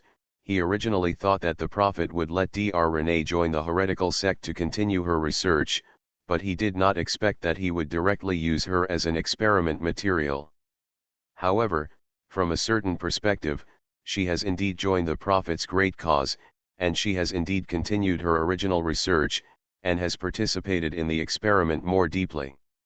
I have to say that this kind of self-sacrifice is indeed worthy of praise, but whether this is out of Dr. Renee's own wishes, Kaylan can't say. Judging from the calm and composed appearance of the Prophet's body, his goal has probably been achieved, but since this thing has not emerged from the cocoon, it means that it has not yet reached 100% completion. The sharp claws of the living armor directly tore through the hyphae and cut into the plump dark red body. The claw blade cut into the side of the abdomen. With a slight pull, a huge gash was opened. The greasy intestines immediately fell out of the abdominal cavity, and clumps of mist-like blood were dizzy in the pool. Died. Only then did Kaylan realize that Dr. Renee's skin had not turned dark red, but that her skin had been peeled off, and the muscles and tendons under the skin were directly exposed to the outermost layer of the body. There is also a large amount of yellow and white fat tissue attached to the chest, abdomen, armpits, buttocks, and both sides of the thighs. It's hard to imagine that this terrifying body was once so sexy and alluring. Just when Kaylan was about to further destroy Dr. Renee's internal organs, the other party suddenly moved. She stretched out her hands, grabbed Kaylan's wrist tightly, and then used Kaylan's wrist as a fulcrum to jump up from the broken cocoon. More intestines fell out from the breach, as well as some severely deformed internal organ fragments. They fell into the pool with a crackling sound, making crisp splashing sounds. While the owner of these organs did a somersault, he quickly distanced himself from Kaylan and landed on the other side of the pool. It was no longer a human being. Losing those organs didn't seem to matter to it, and the wound on her abdomen had been mostly healed at this moment. Its recovery ability is even more terrifying than Kaylan. It arched its waist, spread its straight legs widely, and gripped the ground tightly with its 10 toes. The upper body was bent down, and the two still somewhat stiff arms were placed on both sides of the body. A pair of turbid eyes that could no longer see the boundaries between pupils, cornea, and iris were staring at Kaylan. All 10 of its fingers were folded towards the back of the hand at a weird angle. This was the price it paid for using Kaylan's wrist just now. All 10 fingers were broken off by Kaylan. But Kaylan originally planned to pull off its fingers, but in the end, the bloody claws only picked out a few dry muscle fibers. With this small injury, it recovered almost in the blink of an eye. Its folded fingers have not been reset, but the broken joints and tendons have grown back, and the mobility of the fingers has been restored. Although the recovered hands look weird, they seem to be more flexible than before. Kaylan suddenly felt that even if he cut off Dr. Renee's head and stuffed it into its anus, the head would have grown directly together with the butt. Could this kind of weird recovery ability, which is enough to clear a person's SAN value, be brought to it by its own clone cells? A red light flashed, and Kaylan instantly crossed the pool and appeared in front of Dr. Renee. His left hand penetrated Dr. Renee's eye socket, and the sharp claws of his fingertips reached the brain. His right hand penetrated Dr. Renee's chest and crushed her heart. Immediately afterwards, Kaylan moved behind Dr. Renee and took apart her spine piece by piece. The body that lost the support of the spine suddenly fell to the ground, and the upper body and lower body were completely separated.